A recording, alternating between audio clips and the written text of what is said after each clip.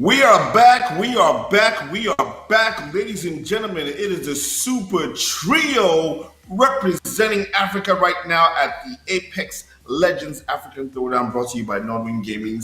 I am your host for today, Dr. Sid, as they call me. Sid, Dr. Sid, like James Bond. But I'm not here alone. I'm here with two amazing guys who are going to take us through the action today of semi-final Group A. It's an action I cannot wait. It is Tendo, Blaze, and Camille. What's up, guys? What up, big man? Happy to be here. See, you got your energy. You ready for the semi-finals, Dr. Sid? Listen, Nigeria's in the semi-finals. That's all I care about, bro. We in there. We made it by the skin of our teeth. It is super exciting. If you've been watching the tournament so far, you have seen there's been action, there's been agony, there's been pain, there's been oohs and ahs, and we can't wait to see what happens today. The herd has been thinned and it's going to be thinned further. So let's take a look at the schedule.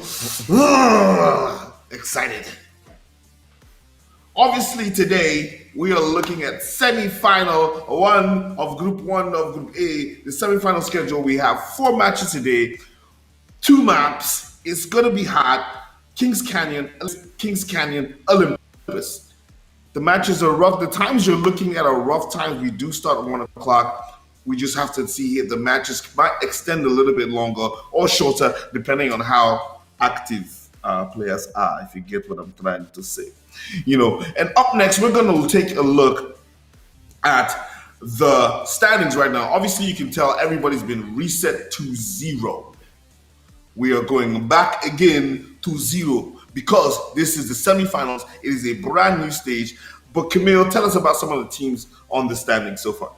So today's group stage is one I'm really hyped about because I feel like this is the really stacked group. This is the group of death, so to speak, if we want to use FIFA World Cup terminology here. And of course, there on top, we do see DNMK, who I do believe are the favorites in this group, but they're going to have a really rough time. We've seen Elite Gaming can kick it with the best of the best and show some phenomenal strengths as well. You got Blind Peakers also were in DNMK's group, so we already seen that they can push them a bit. And then you have teams like Elite Wannabees, PunX, who are a super aggressive team and such. So even the favorites, your DNMKs, your Elite Gaming, in any fight they take that is not in the perfect position, they can get third-partied by some really good teams and be under a lot of pressure here, I think, Dr. Sid. And Tendo, what do you think about these teams? I know you have a lot of experience with these guys. Tell us, what do you think? Who are your favorites? Who do you think are the people that outliers that can do something great today? Yeah, I mean, as Camille said, this is a bit of a group of death. I did also express on Twitter that this group you have to look out for. I mean, DNMK, Elite Gaming, Blind Peakers, Elite Wannabes, PunX. I mean, just going at that top 10, that's, without the points already, is a little bit of, a little bit spicy. I mean, we've seen Royal Esports pop in and out doing a little bit of magic. Remember Lag in that fight with Underrated? There's a lot of potential in this group. I mean, Fractus, we can't even outrule them. I think Punishers might, today be their day to pop up. I mean, I'm really excited. I think there's going to be a lot of action all around the map, and it's a full lobby as well. So today we might see a lot of off-drop contestants, considering that no teams really know where they're going to land. Is Crash Site going to be heavily contested? Because we do know that, the top teams love to land Crash Site, the likes of DNMK. So yeah, it's going to be really, really interesting to see where things go. But honestly, my top 3 is DNMK, EGSA, and I think I'm going to go and say PunX.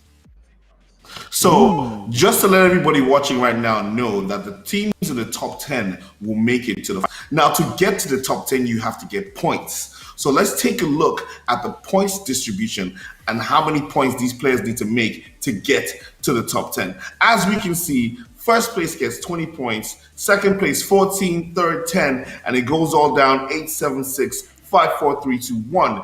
But one of the most important factors that we've always talked about is the kill point. And the kill point has definitely taken some teams from zeros to heroes. Thunder, you definitely agree with me on this. Yeah, no, definitely. The kill points is kind of like for those teams that are really good with their gunfights, but they're kind of bad with their rotations as well as their positioning, right? So you're going to be looking to get a lot more kill points than maybe trying to get for that first place. I mean, if you get 20 kills, it's still technically you getting those 20 points you would have for first place, you know? So it's kind of finding the balance in the lobby of what is going to work. And I think that's just going to have to be something that we're going to see in game 4. Because I think the first game is really going to be everybody trying to feel each other out because there's some new people going up against each other. I mean, the likes of Blind Peakers and DNMK will know not to cross paths, and Crash Side is probably going to be one of those areas where people already know not to really go towards. So rotations are going to be very interesting. But yeah, man, it's going to be cool to see how everybody plays out in this first game, and especially the second game, because obviously it's a rotating map. So yes, first game you get to see and feel everybody out, but then you go again into a second game and have to feel everybody out on a new map. But let's quickly take a look at what all these teams are playing for, and that is our amazing prize pool. Camille, what you got to say about these numbers, bro?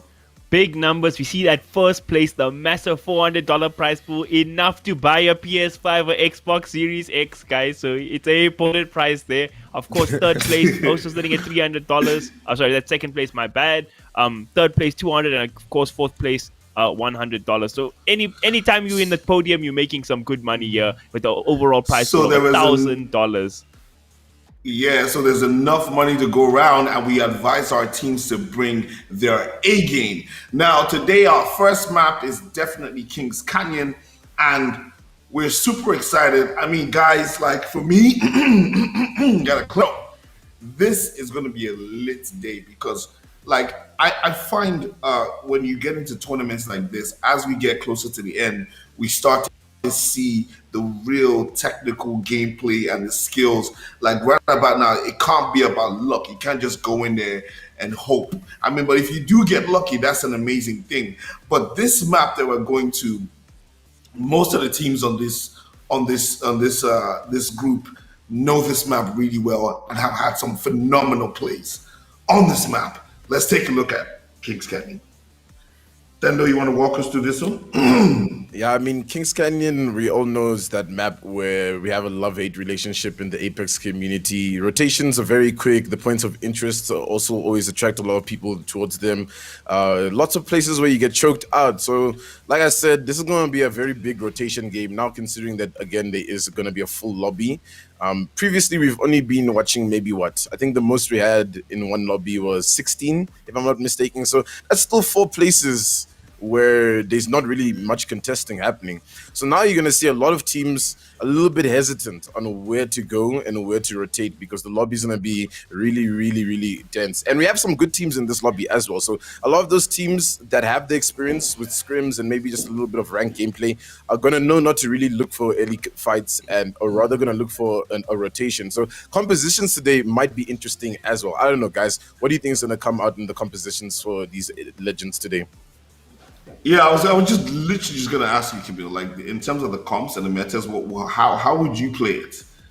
I think that's a very interesting question. If I had to look at the overall landscape of our semifinals today, obviously you have Kings Canyon on one hand and Olympus on the other hand. So I know you are a big fan of the kill points, Dr. Sid, but I do feel like teams on the Kings Canyon map today should play maybe a little bit slower because we know when we get into Olympus, that's when the prioritize of the kills. And you have a lot of aggressive teams in the lobby. So I expect the second map to be an all-out bloodbath with Elite Gaming, DNMK, Blind Peakers. All these are super aggressive teams as well as PunX. But in the first lobby, I would like to see maybe a bit more conservative approach. Maybe even pick like more defensive heroes like your cryptos and such. Not a big hero, legend here in the South African Apex community. But I would want to see the more conservative comps in the first lobby. But then when you get to the second, you can see that classic like where Elite Gaming go for the Revenant, Octane and Wraith combos, those super aggressive ones I'm happy with. But let's see. I would go in with the more conservative approach, but then I'm not DNMK, PunX, Elite Gaming, all these guys, so what do I do? So you can have, I'm looking really forward to one of my favorite comps so far has been like a Wraith, Octane and Revenant combo. Like literally go in there, disorientate the enemies, like, and you know when you watch the Apex Legends trailers and when they're bringing out new stuff, you see all these interesting gameplays with people doing amazing things. But to see some of those moves being done actually in this tournament, it for me is just amazing and shows how talented, how vast and deep the talent pool in Africa is. And one of the things that I'm most excited about this is that the NODWIN Gaming's Apex Legends Africa tournament gets us to put Africa on the map and expose the world to these amazing talents that we have on the continent and open up esports and gaming on a large scale. So I want to give a big shout out to the guys at NODWIN Gaming and the guys in the background for putting this together. It is so amazing. I'm super excited. I can't wait for this screen to just change, to just see Kings Canyon and that hovercraft just flying, and we'll just see, oh my God, it just happened, like I'm an abracadabra magician. Oh my God. Listen, ladies and gentlemen, this is the point where you can tell that the action is about to happen. This is how we say it in Nigeria. Is about to happen. Is about to go down. You know, a lot of teams are gonna go down. The question is, who is gonna go up? Ladies and gentlemen, my name is Dr. Sid, your host for today, but I'm gonna leave you in the very capable hands of these two not so gentlemen who are going to take you through the play-by-play and the blow-by-blow action at the Apex Legends African Throwdown, brought to you by NODWIN Gaming. Make sure you follow us on all our socials. Watch us right now. Twitch, Facebook, YouTube is going to be a mad thing. Ladies and gentlemen, take it away. Thank you, Dr. Sid. Ladies and gentlemen, as we said, this is the first day of the semi-finals here on the African Throwdown NODWIN Gaming stream, and this is the playoffs. I am beyond hyped, Tendo. What do you expect from the get-go we're going to see in this lobby? You think we're going to see 50-50s, or you think teams are going to be a bit more conservative this time around? No, I think I'm 100% calling a couple of 50-50s off the bat, because, I mean, unless these teams had a bit of a group discussion last night, like, hey, guys, I'm going to be landing here, we're going to be landing here, don't come this way, then I don't think anybody really knows where they're going to be landing. So I'm sure we'll see a couple of fights off the beginning. But, I mean, there's nothing wrong with that at the end of the day. It's like, you know, you have to... If you have a set rotation, a set game plan, and it's based off a point of interest, because a lot of these teams will play off something like that, especially pro teams will be like, we land in this spot, we've got our rotations to set and set location for set and set zone, and especially if they get contested and they don't get that spot, it might, you know, shake up the gameplay a little bit, but I'm sure they have a secondary plan B. But today it's going to be a little bit crazy, man, you know, Camille. I mean, look, we've got the A-team, DNMK. We've got John Wick in the lobby, right? You know, it's going to be crazy to see that. We saw the Elite Wannabees versus PunX, that final fight in that Group C, where it was almost a PunX W until everything just went south. The smokes just came in clutch in that situation. So there's a lot of potential that can pop up from this lobby if everybody plays it well. And it's a funny that this lobby has, I think, not about the better teams in the sense, but it's all the very aggressive teams, your PunX, your Wannabees, your DNMKs, your blind peekers, which is going to make for definitely exciting Apex, because all these guys just thrive on kills, you know, not like the slower teams like OGC and Dark, where they play for the rotations, play for zones, you know, they play a much more conservative brand of Apex Legends. But today we got all the run at you teams, you know, and I'm super hyped to see. This map, obviously, Kings Canyon, probably be a bit more composed game, but by the time we get to Olympus, my word, it's going to be a bloodbath. Yeah, it will be a bloodbath. And, you know, it's a little bit different when it's a series of 4 top 10 qualifier, you know what I mean? Because it's no longer about, hey, guys, let's just feel it out and try our best. It's like we have to do our best at this point, because there's no second chances. If you're sitting game 4, you know, later this afternoon, and you're in the bottom 5, you're gonna have to wake up, and that third game is gonna have to be a big game for you, you know. So you just have to make sure these first 2 games that you play, you try and maximize as many points as you can, and you don't want to be finding yourself as one of those teams to be going down first. And you were saying it in the panel section of this broadcast as well. The top 10 teams, every team there, even going up to like 10, 11, 12, 13. All really good teams, so it's going to be very, very competitive who makes those top 10 slots. And in Apex Legends, anything can happen, so there's a lot of pressure, like you say, in these first 2 games to secure a decent amount of points, because come game 3 and 4, if you don't have that, you're going to have to go all out. You're going to have to go put on the DNMK cosplay and just run for kills after kills after kills after kills, and it's going to be tough in these kind of lobbies.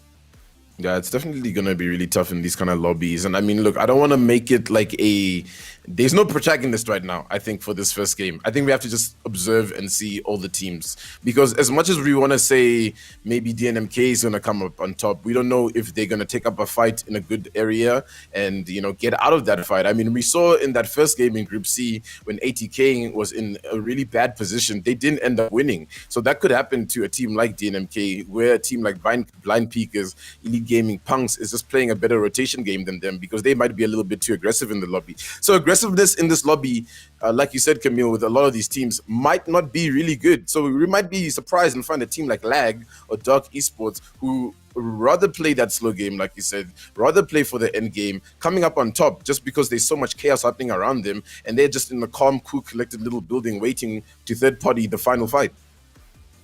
100%, and I wonder how those teams are going to adjust their strategies, especially here in this Group A lobby, because we've been saying over and over again we have all these super aggressive teams, but you have a team like Lag, maybe Dark Esports, they play a bit of a slower game, you know, maybe pick up a core stick, hold the buildings, play for that end game. It could be very effective because the rest of the lobby is going to be going the whole time at each other the whole time, so there'll be a lot of opportunity for third parties and such. But I'm sure that's one thing I'll promise the stream is we're going to have madly exciting games today over these 4 lobbies. Yeah, no, definitely we're gonna have some madly exciting games. I mean, I gave my top 3 when we're still in the panel, Camille. Who's your top 3 for today's lobby? Okay, so my top 3, I'm going to stick with your boys, Tendo. DNMK at number 1. I think Blind Peakers will still stick their second spot right behind DNMK. I think it's going to be rough for them. There's a lot of challenges with the way teams rotate and stuff because I feel like that's maybe one of their weak points where they're very good with the fragging and the killing, but they can get caught out in terms of playing the map in a certain way. But I still back them. And I think Elite Gaming, they have a potential to clean up this lobby, but maybe, just maybe, they could fall out of the podium and you have a team like PunX, Lag, Fractus, you know, these kind of teams showing up and maybe creating some upsets. Yeah, and it looks like upsets are already starting to begin because Crash Shot is heavily contested, and not by DNMK as well. DNMK probably knew that the Crash Shot is going to be really heavily contested, and they opted to go to Spotted Lakes, and now it's Lag with Nye, the G7 Scout, getting a kill on early here.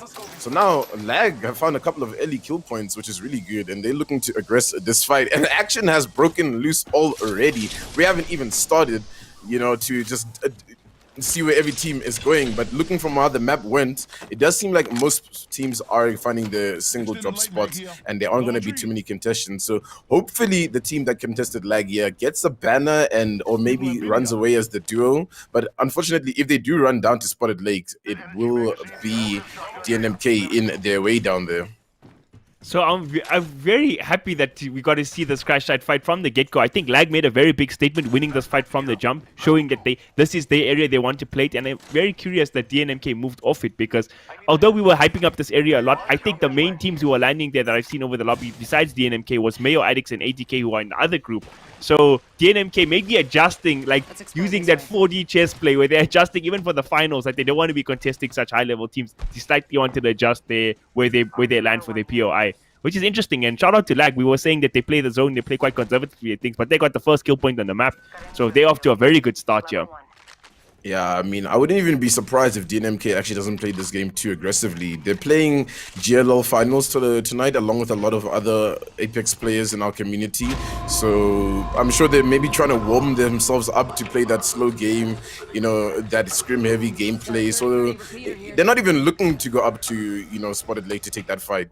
But we tune into MaFisi, who at caustic treatment, trying to get some loot there. That gold armor is really good at the caustic treatment. I mean, it's guaranteed every single round. So if you're that team that dominates caustic treatment, you've got yourself, you know, some good armor, some good loot coming off the bat. I think the rotations from the south side as well of the map are really, really good most of the time. I mean, you've pretty much got access to both halves of the map, if you get what I'm trying to say here. You either take the left side, you go to salvage market area leading all the way up to like runoff airbase. You go to the right side, you got the repulsor, hydrodam area, you know, labs. So I think whoever lands at that site is going to be really good. But now Blind Peak is looking to take the fight here, and they've just taken out one of the members. I'm not too sure of which team that is, but Lag is party in there though. well. They dropped Aquatic. It's going to be a big fight. Who's going to break it out? Blind Pickers in a rough position. This is one of my favorites going in, and they're going to be in absolute trouble. Your Gutbuster going to drop as well. Lag playing to absolute perfection right now, taking out one of the favorites in this lobby. And this is what we were talking about, Tendo. But is it over just yet? Are they getting third party as well? Looks like a lot of teams in the area. We see Beast of Hunt popped here by 9. They're on the hurry. They're on the run. But that was a huge pickup. Yeah, really, really big pickup. And it's just that power position on top of Crash side. I mean, you just know what is happening all around you. And there's no ways anyone can really sneak up on you on that top of spot, you know, because like by the time you get up there, they've spotted you out. They've also got the Bloodhound to get those scans in just for safety. If there's a little bit of paranoia amongst the team not knowing what's happening. So a little bit unfortunate for Blind Peekers there to get in that early fight. But it does happen. Elite Gaming as well, doing the things and stuff here. Punishers not looking clean for that fight. Looks like they're going to be taken out. I'm not too sure if there's a member remaining, but that is IO that does go down here to the hands of Jazz. And yeah, a lot of fights breaking in and out, a lot of rotations being cut off as it would seem. The zone's a little bit central, if I'm not too mistaken here. Checking, it's cutting off at bunker. And yeah, I mean, we'll see just what the next fight is. Camille, what area do you think right now is really, really just, you know, congested with a lot of people? Yeah, we see already it's been a very fast lobby. We'll see how all these teams rotate in. Looks like the side of DNMK is going to be rotating from the east side. We see a lot of teams on the west side there. It is going to be quite central. I think we'll have a bit of a calm now as opposed to what we're having there on the edge of the zone. But man, oh man, just the difference it makes having like playing in the lobby where all teams are of a certain quality, where we saw Blind Peekers almost clean up most of the lobbies they played in the initial group. This time round, they take one bad fight and a team with the quality of Lag has just swooped in and taken them out. I think that's a massive statement. Lag feeling themselves right now in this lobby. They're making some big moves going into this end game, or the mid game rather. Yeah, and I think Lag came as a bit of a surprise, even to you and I, when we were, you know, casting. We all of a sudden saw them play the game, you know, playing their rotations well, taking some good fights.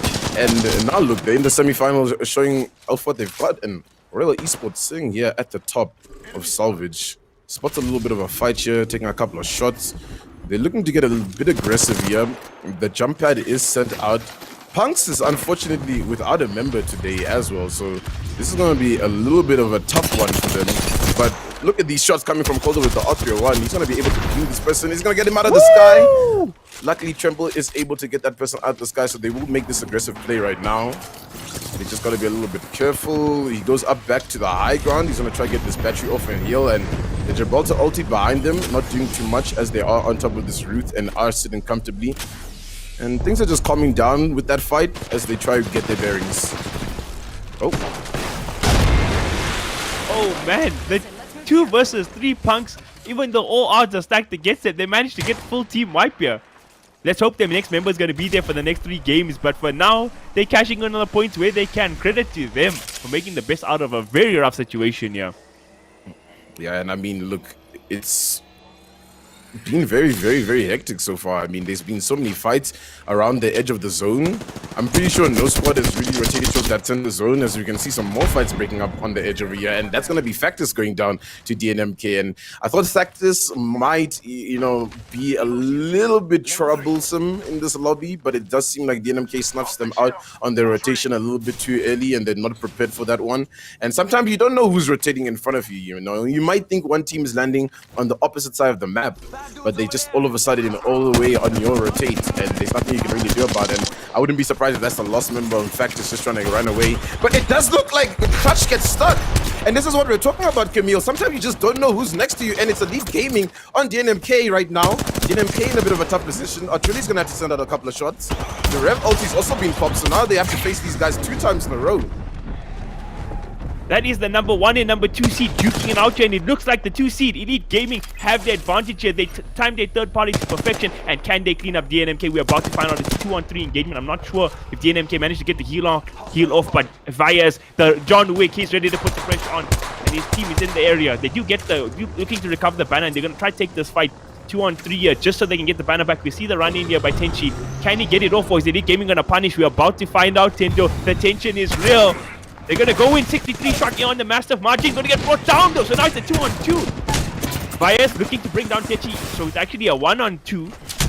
One last player left, and DNMK about to be eliminated from the lobby, but what a costly fight for both teams. Elite Gaming, if they could get third party now as well, we're going to see the heals on here. He's going to hit himself up, going to try to get the reses here.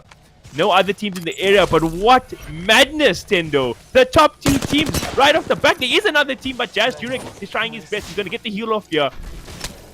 Oh man, he should get it off. He is able to get Bias up. The zone is taking him down, but I'm sure he'll be able to recover from that situation. And we just can't rest. We can't even talk about that fight because there's just another fight that's about to break loose, and Royal Esports are trying to gatekeep a team coming into the zone here at this choke point. And Alfron's just trying to find an angle, but there's no angles really for him to work with. He's also got that Kraber, so that's going to be good for an entry frag if he can get that. But it does look like they're going to opt to rotate and get this high ground on top of the cage. And I mean, Elite Gaming right now are still in the fight. And look, it's just Jeezy coming back to see what he can pick off. So that was a little bit too easy for them. And look, Elite Gaming played that so well against DNMK. Wait, they saw the fight in breaking the lobby. Yeah, what it does is look like happening? Scares in the lobby. I think he survived that final fight with blind peekers and he was able to get out. So he's just trying to play as a solo warlord right now. And we know Scares able to do the solo warlord plays, but now we're tuning into Innovated Crimson, who are about to go down. Rise is just trying to take some shots with the Eva 8, not connecting too much. It's just up to Kaiju, who's trying to climb the roof and just gets beamed off it. Drip Apex now winning up a fight, and there's so many fights all over the map right now. We can't even talk about DNMK getting knocked out by EGSA on the edge of the zone over there, and that side of the zone just seems to be breaking loose this fight. But now Drip isn't safe. Drip is still in a fight, and it's the lone player of Lucas who needs to try to get both teammates up and get them out of the situation. But luckily the portal is going to be popped. Try to get them into some cover. And MaFisi, the team that had an opportunity to play slow this game, actually have a chance to chill. And they were struggling in the groups in a lot of rounds, but now they've made it to the top 14 here. And a lot of these 14 squads do not have a full 3 players. And MaFisi could be in trouble here. Man, oh man, Tedo, like you said, zero time to rest. Fights all across the map. So much action. The PunX guys even got more kills going on there. Scare still doing crazy things. Man against the world. I don't know if he got his team healed. No, he's playing by himself. He wants the title of John Wick. He wants to be the boogeyman of this lobby. Yeah, Mr. Terminator, I mean, he's playing Pathfinder, am I right? So he's just running around the lobby, running around the lobby, trying to grapple through and pick off whatever fights he can. And I'm sure he was trying to look into that Drip Apex fight that just broke up, but it looks like he's not up to rotate away. And I think he's taking a really good rotation here as well, because a lot of the teams that we saw on this side have also rotated into the cage area. Lag now on the edge of the zone here, forming up a team that's just trying to run away. And Nice gonna throw a nade. It might just actually be one person stuck in that corner there that they're just trying to get out of this.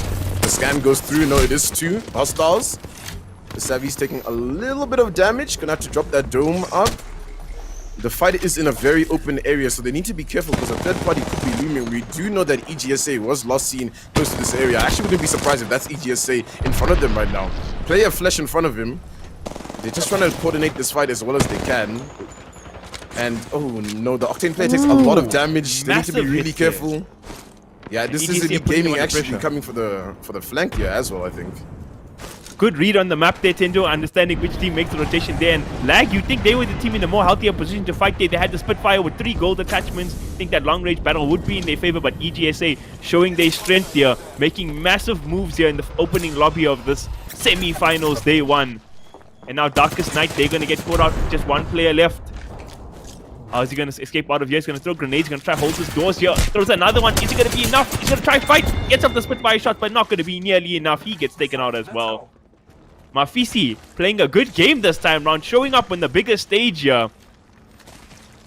Yeah, and I mean, look, it's because the lobby is full. It's because there's a lot of competition in the lobby that you'll see teams like MaFisi start to perform. I think in the group stages, it was just a little bit too difficult because there was a lot of room to move in the lobby. And you can clearly see now there's not enough room to move in the lobby because everybody's fighting here. Elite Gaming's on a bit of a rampage here. They're just going to try to find out as many kills as they can. And I think Elite have read the kill feed quite well, you know. They know that PunX is running as a duo, so that's not too much of a threat.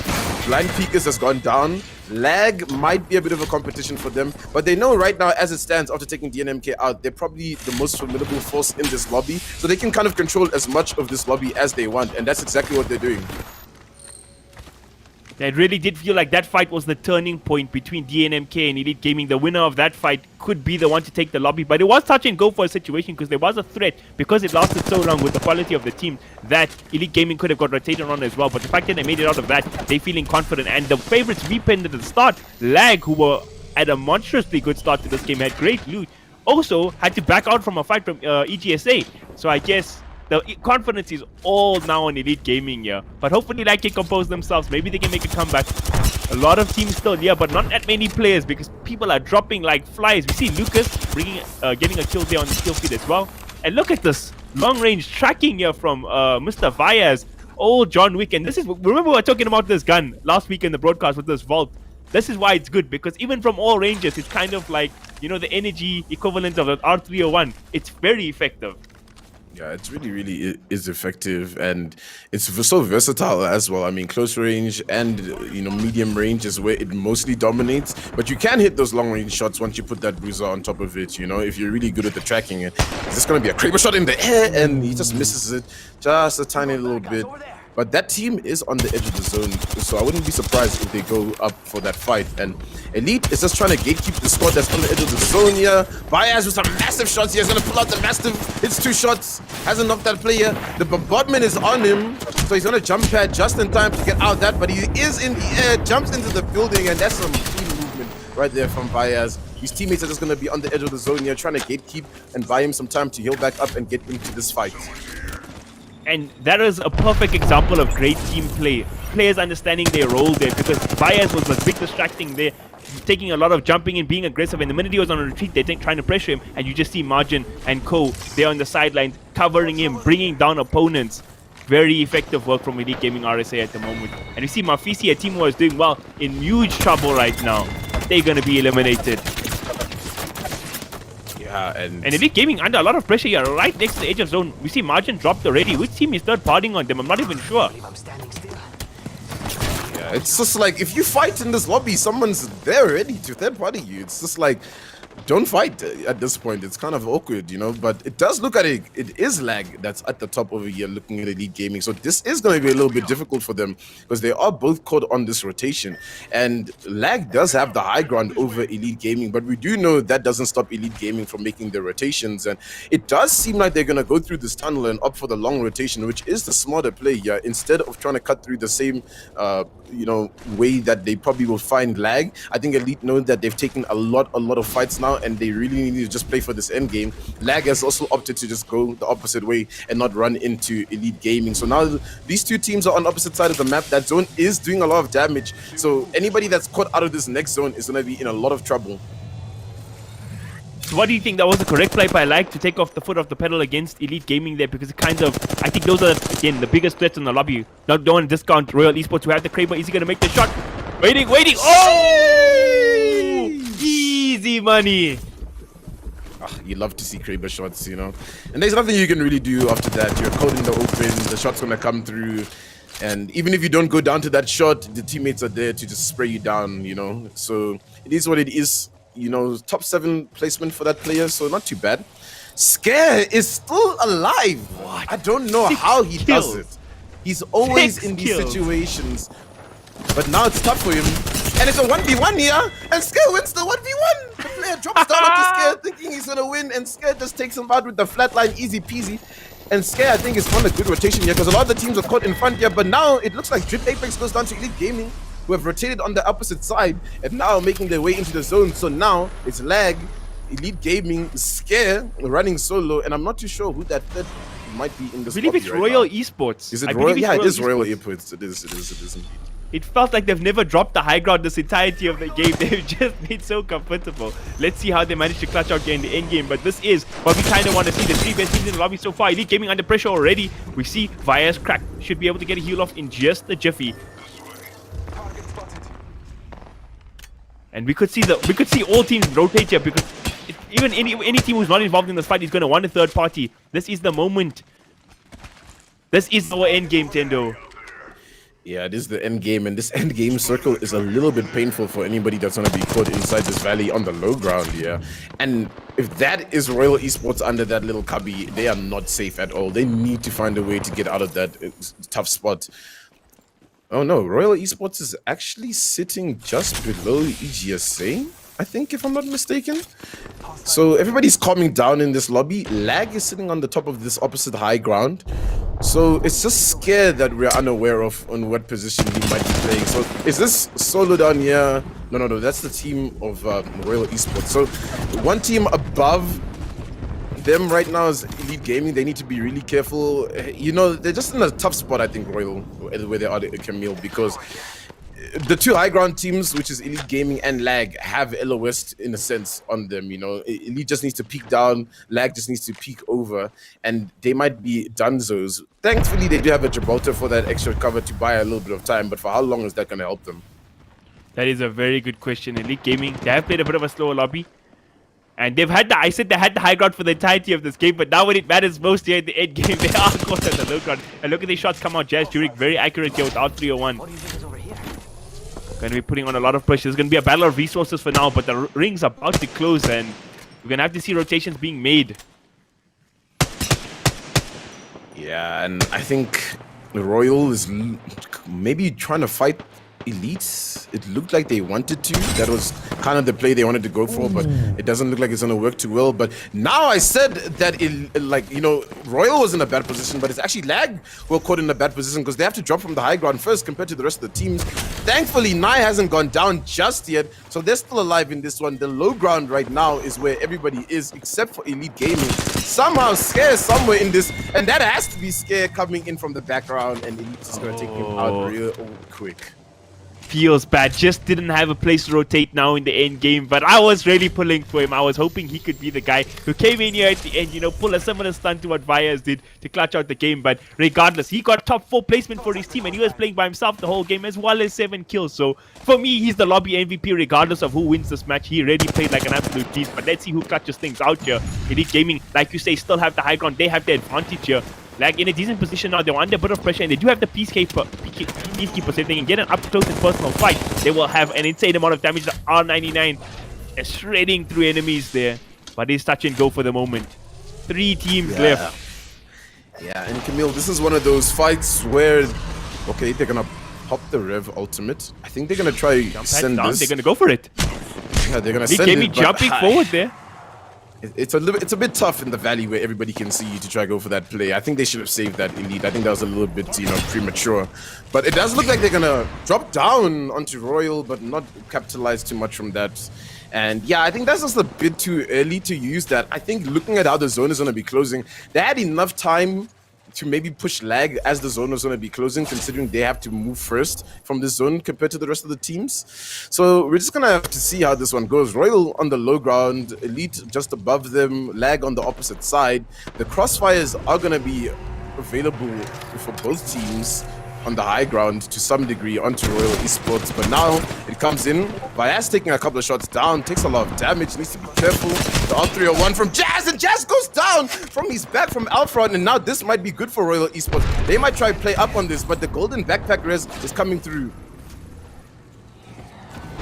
Lag still in a decent position. They're going to be rotating on. There's a lot of pressure here on side of Elite Gaming. We see Jazz Jurek already down. His Vias going to be able to clutch this out. We've seen him do it in the past, but Nias, he breaks down Elite Gaming.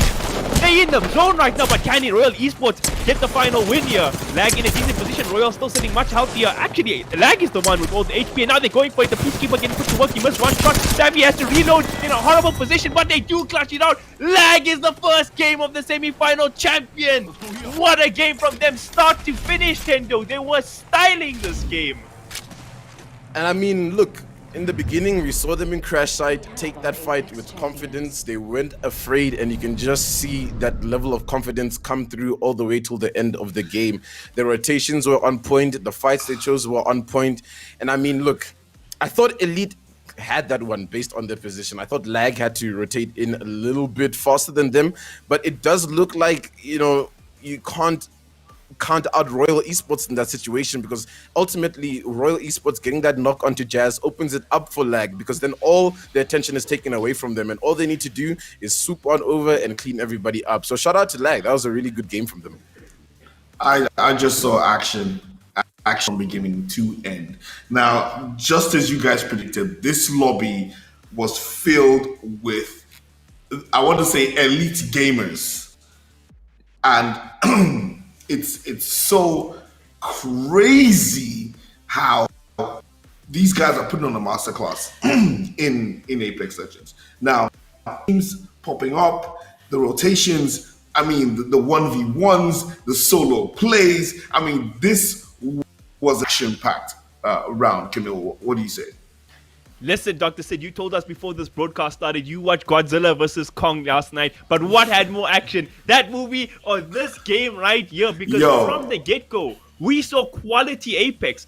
I mean, I think one of the highlights for me was that fight between Elite Gaming and DNMK, the two top teams, third-partying each other, building up to that epic boss battle fight. But Lag, man, they the MVPs as a team for this round. They played sensational Apex, and it wasn't easy the whole time round. They had a tough fight against Elite Gaming earlier in the map where they lost the fight. They had to tuck their tails and run, but they kept their composure, they showed confidence, and they clutched it out in the end. They should put a lot of thanks to Royal Esports because they're the team that really cleaned up Elite.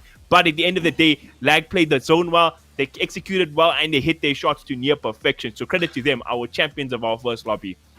Definitely big shout out to LAG, champions of the first lobby, first match of today, the semifinals at the Apex Legends African Throwdown. What I'm super excited about is who do you guys think, first starting with Tendo and then Camille, who's going to be? Oh, that is so difficult to say. I don't know. I felt like watching Lag, it seemed like everybody was doing their role, you know, in the team. It almost felt like nobody got a bunch of frags, or nobody was making too many big plays. It just felt like the team was working together. So I'm just gonna make a guess on the team, and I want to say maybe the Savvy or Nai. Okay, I think that's my MVP. Camille? So listen, for me, I Lag played as a team well, but my personal MVP for this lobby is by far Scare. He dominated. He was literally a terror around the map. He got 7 kills by himself. He played by himself from minute 1 till the end of the lobby, and he wrecked kids. So credit to him, man. He slayed. He's my MVP. I don't know if the game will give him the MVP, but in my book, Scare, he gets it. So first of all, let's take a look at the champions, LAG. You know, we got to give them this nice little banner so you see this amazing team that put on a class in opportunity taking in Legends African Throwdown.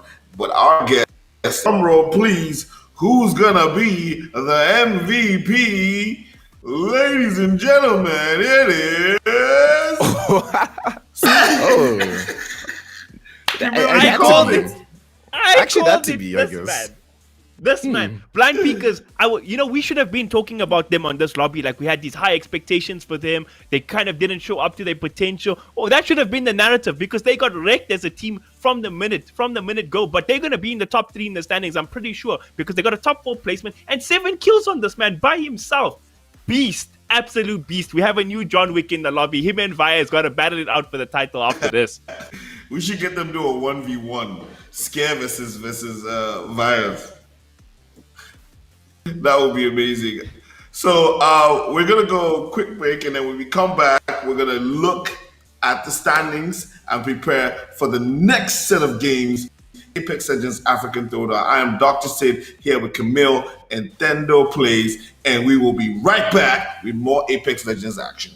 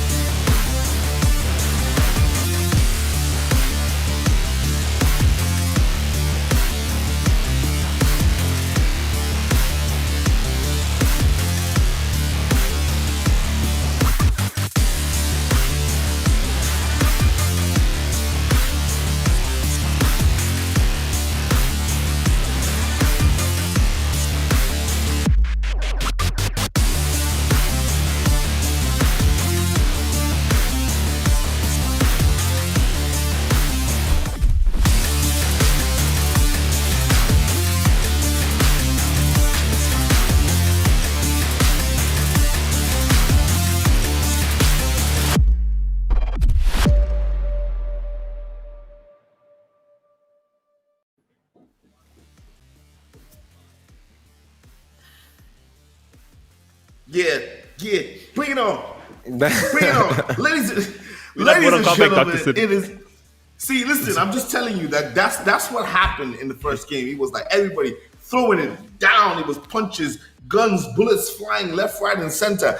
And I can guarantee you that that was only the tip of the iceberg, because we are going to go into map 2 for today in the semi-finals of the Apex Legends African Throwdown, brought to you by NODWIN Gaming Africa. Listen, ladies and gentlemen. Oh God, I'm super excited. I have to calm myself down. Shout out to Tendo and Camille in the building with me. And these guys have called some amazing plays and some amazing stats. But let's take a look at the actual stats. Very quickly, let's take a look at the standings after the first map of semifinals 1. Woo! Look at that. That is Camille? some serious business. I was just wrong on my prediction. I said Blind Peakers are going to make it onto the podium, but they were 1 point short, and Royal Esports were ahead of them, but still fourth. With not even Blind Peakers fourth, Scare fourth. That's it. Great podium. Elite Gaming, as we see, second place expected, but lag, man. They were the standout team of the lobby. They played the best Apex to be in that position. So credit to them being first. But look at the competitiveness. Royal Esports, a team we hyped up before this, they're doing well. And I think the biggest thing for me, other than DNMK having a rough time and falling just to 10, is that PunX, they got top 6, right, Dr. Sid? But they were a player down also. They had a disconnect or something. I'm not sure what had happened. But with 2 players, they got 5 kills in the lobbies and they got a decent placement. So mad credit to them. They really styled, and I feel like a lot of teams should be scared of them going into this next lobby. Tendo, I just want to ask Tendo a question. Tendo, what do you have to say about DNMK in 10th position? Yeah, I mean, it's a little bit unfortunate, coming off first game as especially the favorite of the lobby and coming up as a 10th position. But I mean, looking at DNMK, they're probably not too phased about it. I think they just got on to the wrong fight on that side of the map. And now that they know for the next Kings Canyon game that Elite is probably going to be rotating around that area next time, they probably won't take that fight up. They'll probably chillax and wait to see what, fights break in front of them first before they get too involved, and probably look to be the third party instead of getting third party. But I mean, look, it's a new map now, so it's a clean slate for everybody, and we'll see what can happen. I mean, shout out to Elite Gaming. They're the only team that dropped double-digit kills in that lobby, so that's pretty big for them. Even though they don't get that win, it still gets them a lot of points. But I mean, those placement points, obviously for lag, come up on top. They only got 8 kills compared to Elite's 12, and then they get the extra 20 points for first place and look sitting at the top of the table. So for lag, it's a pretty comfortable day so far. So, I mean, but, as we said earlier on, the top 10 teams make it into the finals. So DNMK right now shouldn't have to be too worried. People like Fractus Gaming, who sort of dropped out of the top 10, are the ones that need to be worried about, making it up that ladder as well. But then again, we are moving into another map, Olympus, which is a totally different play style, totally different strategy, different types of rotation. And Tendo, you are like the man when it comes to Olympus. Like talk us through. Obviously, you've mentioned some things about some of the teams and what's expected of them in the second map. But what do they really need to do, and who needs to step up heavy to get into a top 10 position and be in a good place to be in the finals? Yeah, I mean, look, we have to look at DNMK stepping things up. Blind Peakers needs to step it up and not drop down to just Scare. I mean, look, Scare is amazing, but he'd be more amazing with, a couple of teammates backing him up. And I mean, his teammates are really, really cracked anyway, so it's not ruling those guys out in any regard. But yeah, I mean, if you're a top 10 right now, you need to... Look, I think this first game is going to be similar to that. This second game is going to be similar to the first game in regards to like not really knowing where everybody's going to be landing right now, and rotations are still, wishy-washy, who you're going to face. So maybe teams are going to be a little bit more cautious, especially after seeing how explosive the lobby can be. I'm sure people are going to try and calm third down. And I mean, yeah, Olympus, third party heavy, especially. So if you're caught fighting on this map, odds are I feel like the whole lobby is going to get into that fight. And look, I mean, Camille, I hope you're ready, because we might not be able to breathe in this game because the play-by-plays might just be crazy. Listen, I've been letting you talk this whole time. I've been saving my breath, you know. Got my asthma pump on one side and the breathalyzer on the other. I'm ready to go, man. I'm ready to go. But ladies and gentlemen, I hope all the other teams that are not competing today are watching these fights and these battles, because you need to take notes and prepare for your game for the next set of semifinals. Ladies and gentlemen, my name is Dr. Sid. I'm going to leave you in the hands of Thendo and Camille. Camille, take it away. Let's see what happens in the next step of battles. Thank you so much, Dr. Sid. We are about to go into our second map here for the the African Apex Throwdown on Olympus. This is going to be hype. We saw an amazing, I mean a truly amazing first game here to open up the level of the playoffs. But I feel like, Tendo, this map and these teams all going to be hungry to even show that performance up in game number 2 here. Yeah, I think everybody's feeling a little bit hungry, and we're gonna see that hunger come through with a lot of these teams.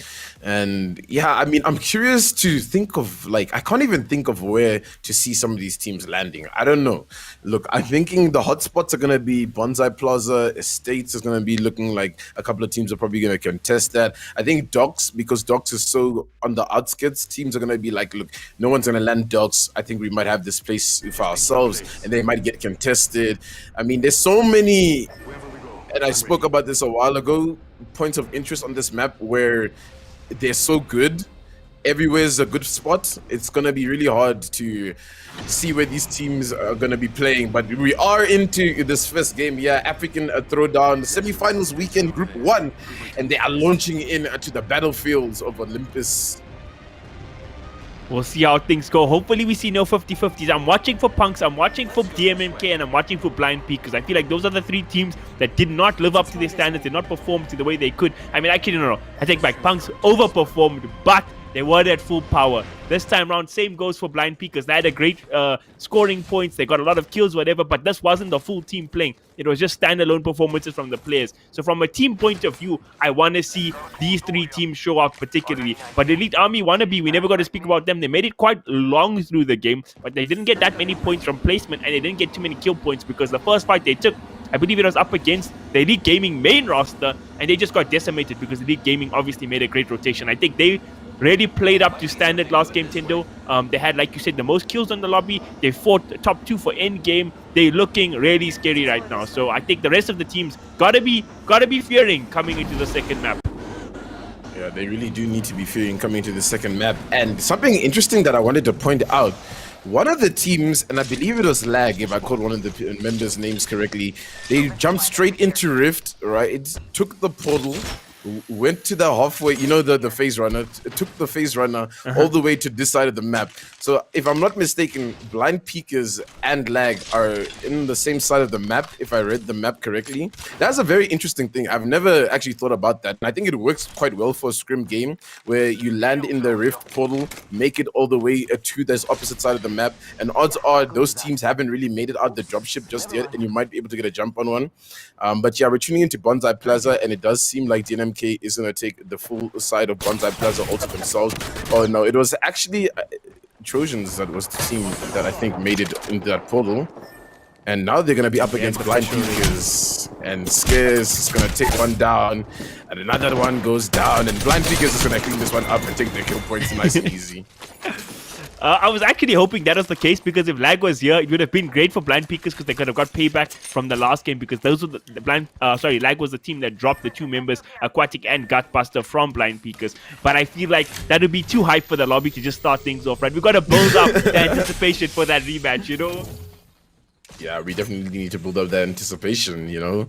And it looks like it's a bit slower this game so far. I mean, besides this early contestant, things are a little bit slower. I think teams have all found a place to hang out, and it's just because this map is also a lot bigger, so there's not going to be too many people getting caught on rotations just yet until, you know, a lot of fights start to break loose and people can hear those fights and make rotations. But as soon as I say that, call it a little bit of Costas Chaos, we're tuning into a fight here, breaking loose on the backside here next to Orbital Canyon and Bonsai Plaza.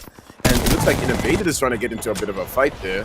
Kaisi is one of the members that have been taken down on the opposite end, and DNMK is also close here, so they need to be really careful. It does look like Punishers is not having the best side of things, and yes, it was lag that took that rift, so I'm not too sure where Trojans came from. Maybe they did land Hydro off the beginning or whatever rotation it was, but lag was that team that took the phase runner, made it all the way to Elysium to get this lead. But it's unfortunate that one of the players has disconnected, and they really need to get things together. Royal Esports now on the opposite side.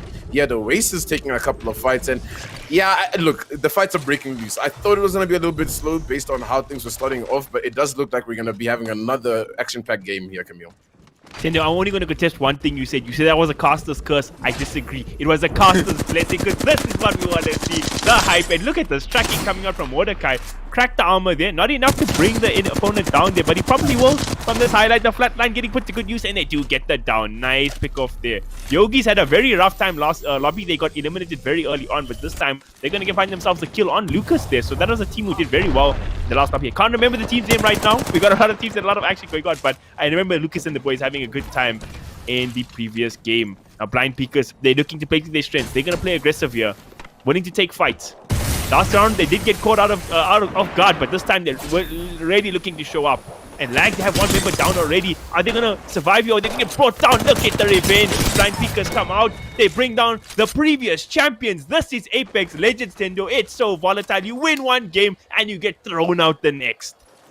And you said it perfectly, honestly. I was literally about to say that. Welcome to Apex Legends, also on my mind. And I mean, look, LTT is trying to come in here and be a bit aggressive onto Blind Peakers, but it's not working out for them as Leaf goes down. So it's just up to Turbo to try to do some things, but he does manage to get one knock. Gutbuster takes a lot of damage. So now Scare is going to have to try and buy some time here for Gutbuster to get this heal off, but the dome does pop off, and they are going to be able to get this dome res. Luckily, it is a 1v3 at this point, so there isn't much pressure onto Blind Peakers right now. They just need to get themselves together, and it does seem like that Octane player is going to jump away, and Fractus Gaming is going to fight as well, and Fractus is out! Oh my goodness, there is so much happening in and around of the map right now, and the game was just too hot, apparently, Camille, that... Yeah. The broadcast had to go down as well. I mean, look, the fights were breaking left, right, and center. And yeah, man, look, it does happen. I wasn't expecting there to be so many fights at that Hydro PunX area where, Elysium was. But I mean, after I called that phase runner play was made, it does seem like so many people were just aware of that happening on that side. Listen, as a gamer, I love to complain about things. That's what we do best. Cry about our games all the time, but this time, can I really blame the server for overloading after that much hype and action? I think we overheated the thing. It's like we say in Africa, it's hot. It's hot in Africa. When you come to Africa, you have to be ready for the weather. And I don't think the Tema was ready for this amount of heat that was going to come from these players today. But like we do in NODWIN Gaming and Apex Legends African Throwdown fashion, there's going to be a reset. The player's going to come back, and we're going to get the action back up where it ended and it started. This is going to be a good prayer answer for some teams who probably got dealt heavily in this first set of exchanges. So they're going to be happy to come back and get a reset. So I'm going to go to a quick break, come back, reset, and give you. This is still Apex Legends African Throwdown with me, Dr. Sid, Tendo, and Camille. See you in a jiffy.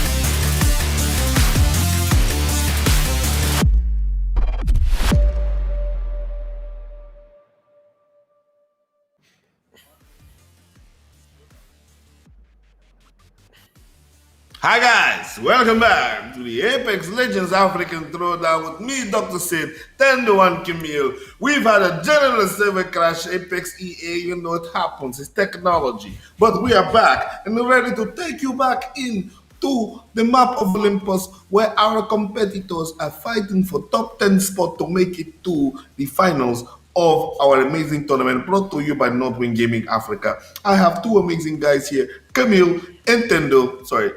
Yeah. Yeah. Whatever, ladies and gentlemen. Boys was popping. What are we expecting in this reset of a map, Camille?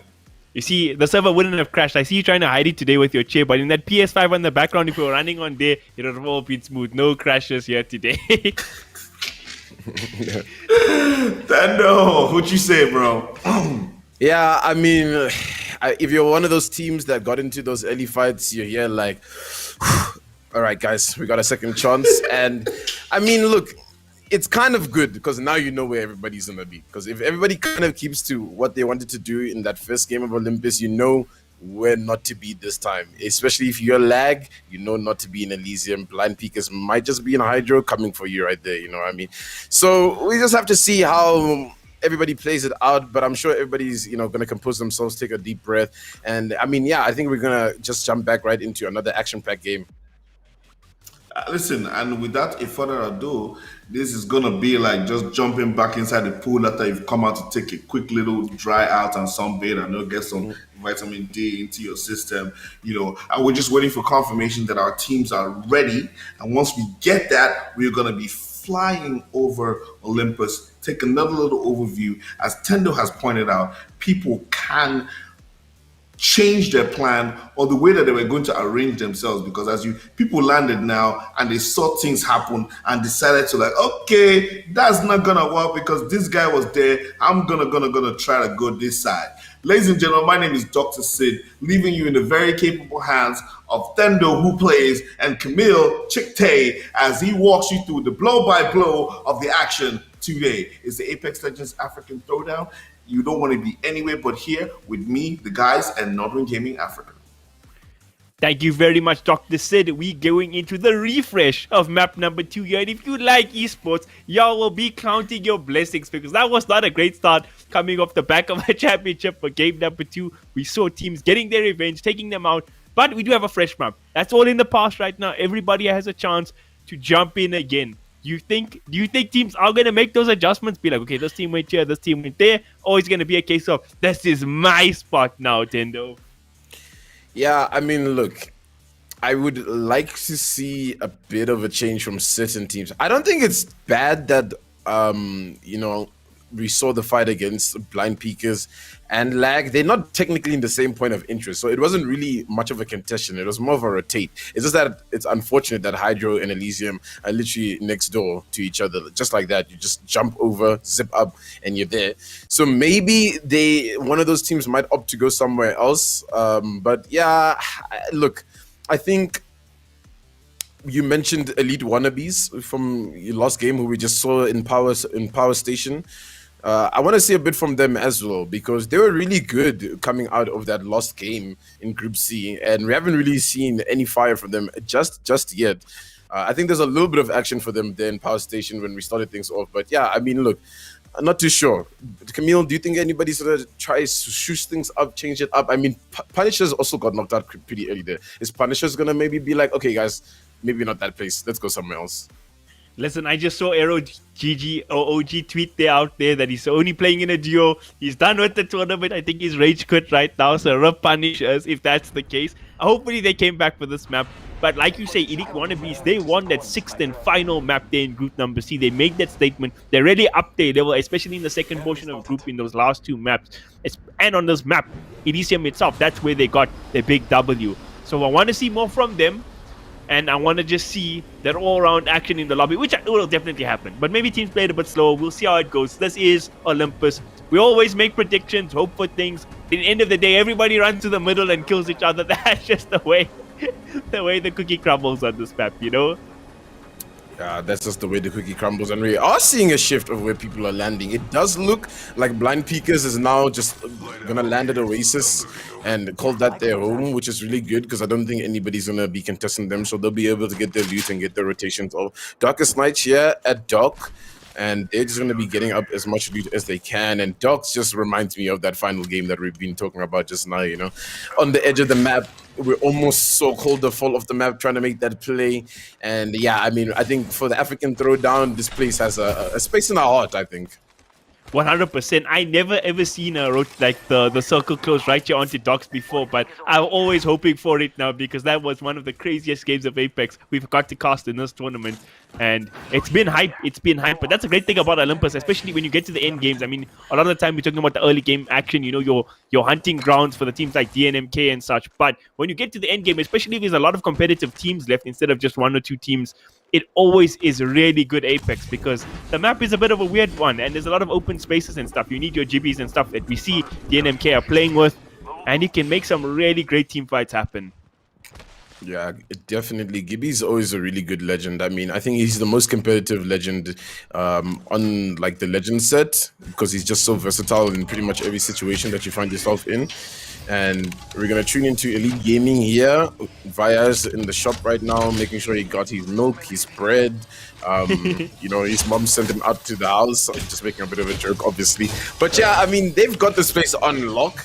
And yeah, Camille, I mean, look, when you think about it, right? Think about how many teams are so close to each other, though, right? I mean, it's just like across the road in Oasis, we've got Blind Peakers. And look, they're in Carrier right now. They've kind of moved away. And Lag now have changed the drop spot to Power Station, who we did see Elite Wannabees land here in that first game. And I wonder if it is going to be Elite Wannabees, that Pathfinder coming in clutch there with that grapple. And I think Pathfinder is very slept on Olympus because he is really good for getting out of situations like that, because the map is so big, because there's so many jagged edges you can play from. His grapple is really good for just escapability. 100%, and we see Pathfinder has been put to it's one of the comfort heroes for a few teams. I know DNMK, one of their players, you can maybe correct me on this, who plays the hero a lot. Scare, we see, has shopped Pathfinder instead of playing the Wraith now, and he's been a monster on it. 80k, I believe it's is it Altrudy who plays the Pathfinder on them? I mean, Altrudy's part of DNMK. Yeah. But so, he does play out Pathfinder though. Wait, I know why So Friendly plays it. I think he's very good on it. So Pathfinder is for a lot of the top teams here, one of the comfort picks. Yeah, I mean, he's an OG character. That's what they used to scrim on back when they started scrimming, obviously. So it's always one of those go-tos where it's like, hey, guys, let's pull the Pathfinder out. Might be a little bit, you know, interesting. But Yogis now in that area where we did see Darkest Night, and I wonder if they're looking to take up a fight here. Blind Peakers also in this area. So this Docks area is really, really contested quite often, actually. And it looks like Blind Peakers is just going to try to rotate out of this one, actually, and not take this fight up. Because they're in a bit of a low ground situation.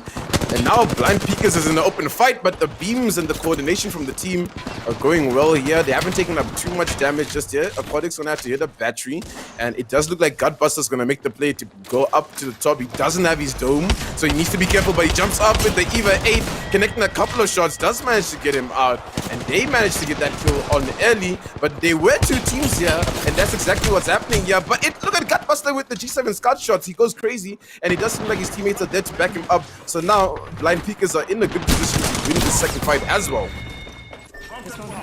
There was, you know what, there was two teams there, and you know what Blind Peakers thought? Looking at that situation, they're like, yes, more kills for us. Sensational stuff. Gutbuster playing so brave there on the GP, and we see why. His tracking, his freaking shots, his gunplay is insane. Just winning that clutch 1v1 duel, putting pressure on the other guy after he wins that, and his team just there to clean up. Blind Peakers starting off this game just as hot as they did in the first rendition of map number 2. Yeah, Fractus starting off better as well, getting a couple of kills on the board. They were one of those teams that went out early. So they're having a better showing so far. And they're going to take this portal into the rift. And they just need to be careful. There were a couple of teams in this area, so those teams might just hear them pop in here. And, I mean, Olympus is a really, you know, cool for this phase right now. I want to say cool. It's a good means of rotation. It's a bit of a dangerous means to rotate with, but if you're trying to get from one half of the map to the other half of the map, that's your fastest bet. You know, the tridents are really good, obviously, and I think tridents are good because you also still get to see who's in front of you when you are rotating to kind of see where to plot out your next rotation, opposed to the phase runner where you just jump in and not too aware of what's happening. But yeah, he's DNMK using that trident to make that rotation up to Hammond Labs to see what's happening in this area. And you see they have an anvil receiver on the R301 already, so that's like the bread and butter of our ZA lobbies. It seems it's just such a good combo. And I'm going to be worried about DNMK, how they're playing around with that. And LTT, it looks like they're down a player already. So they're going to have to do this 2 against the world, it seems. But we saw PunX could do it in the last lobby, so maybe they'll follow suit this time around as well.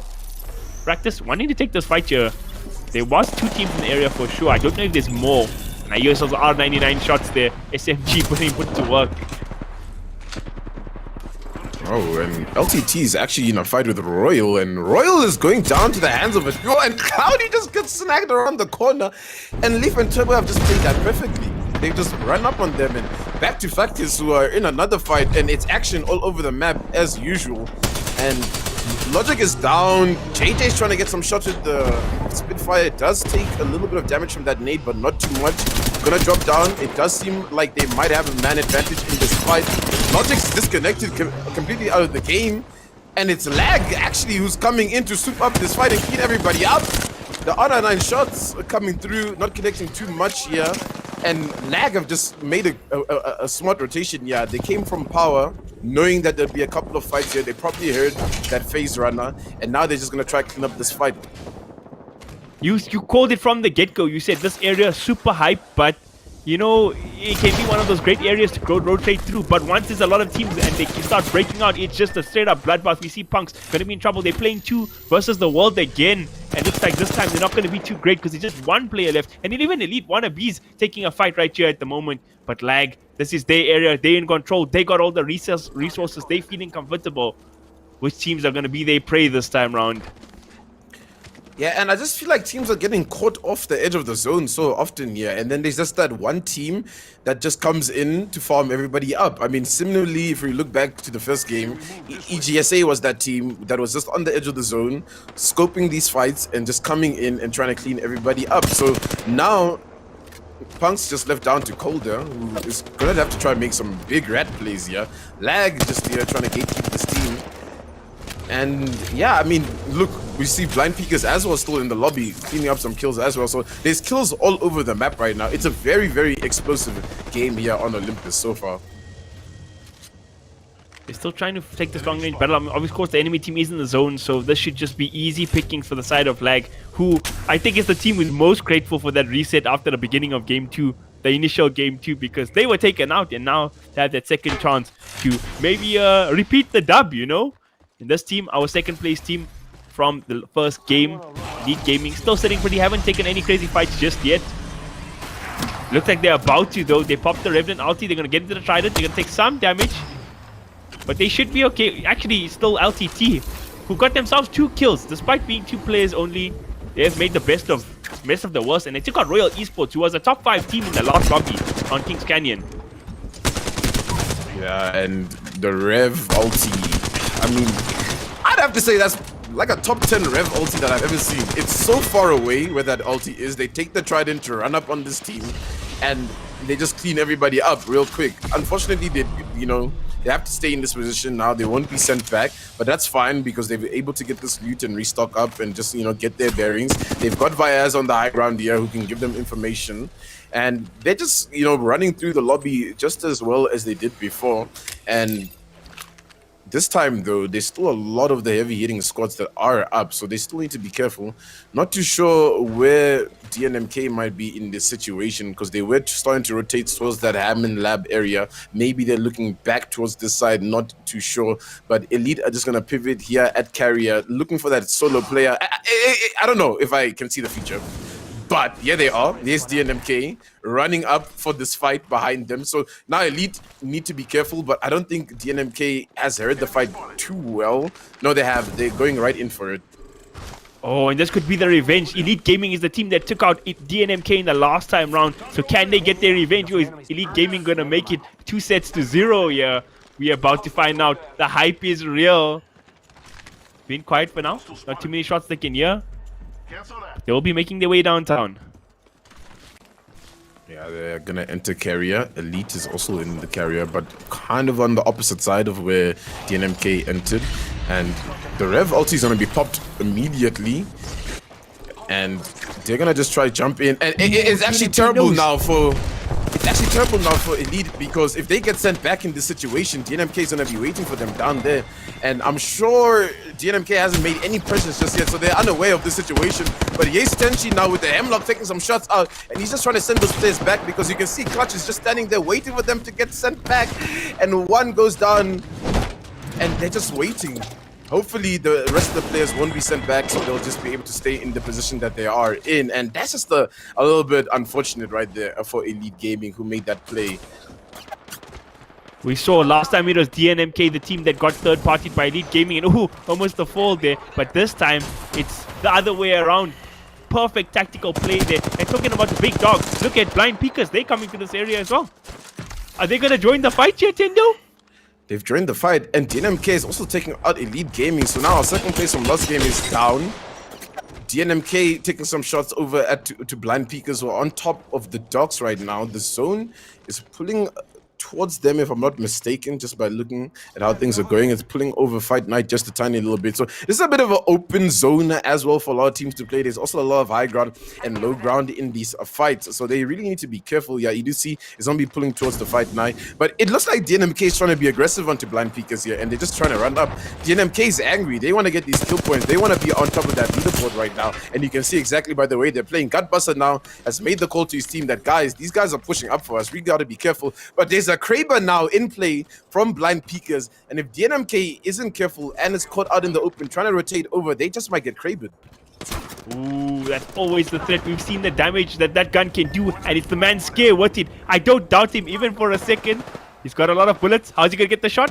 He's waiting for it. He's gonna time it. Under pressure though. We see Tenchi from the low ground putting the pressure on there.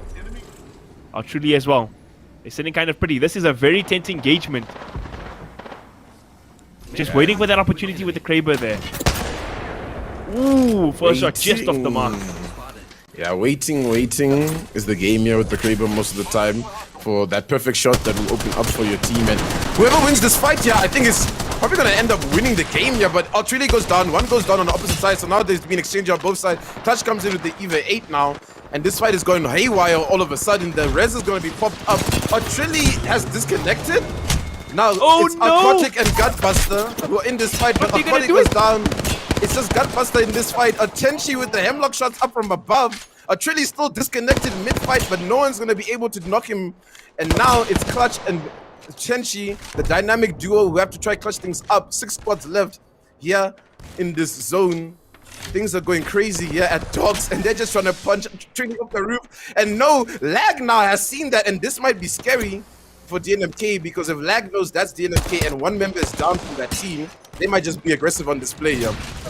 Man, oh man, the pressures here all around. They should get the heal on the disconnected teammate. I'm hoping Truly can make it back, but that was one of those battles of the carries there. Clutch versus Scare, and he was the guy who fragged out there, managed to bring down Blind Peeker's top dog there. Thomas Shelby was no more.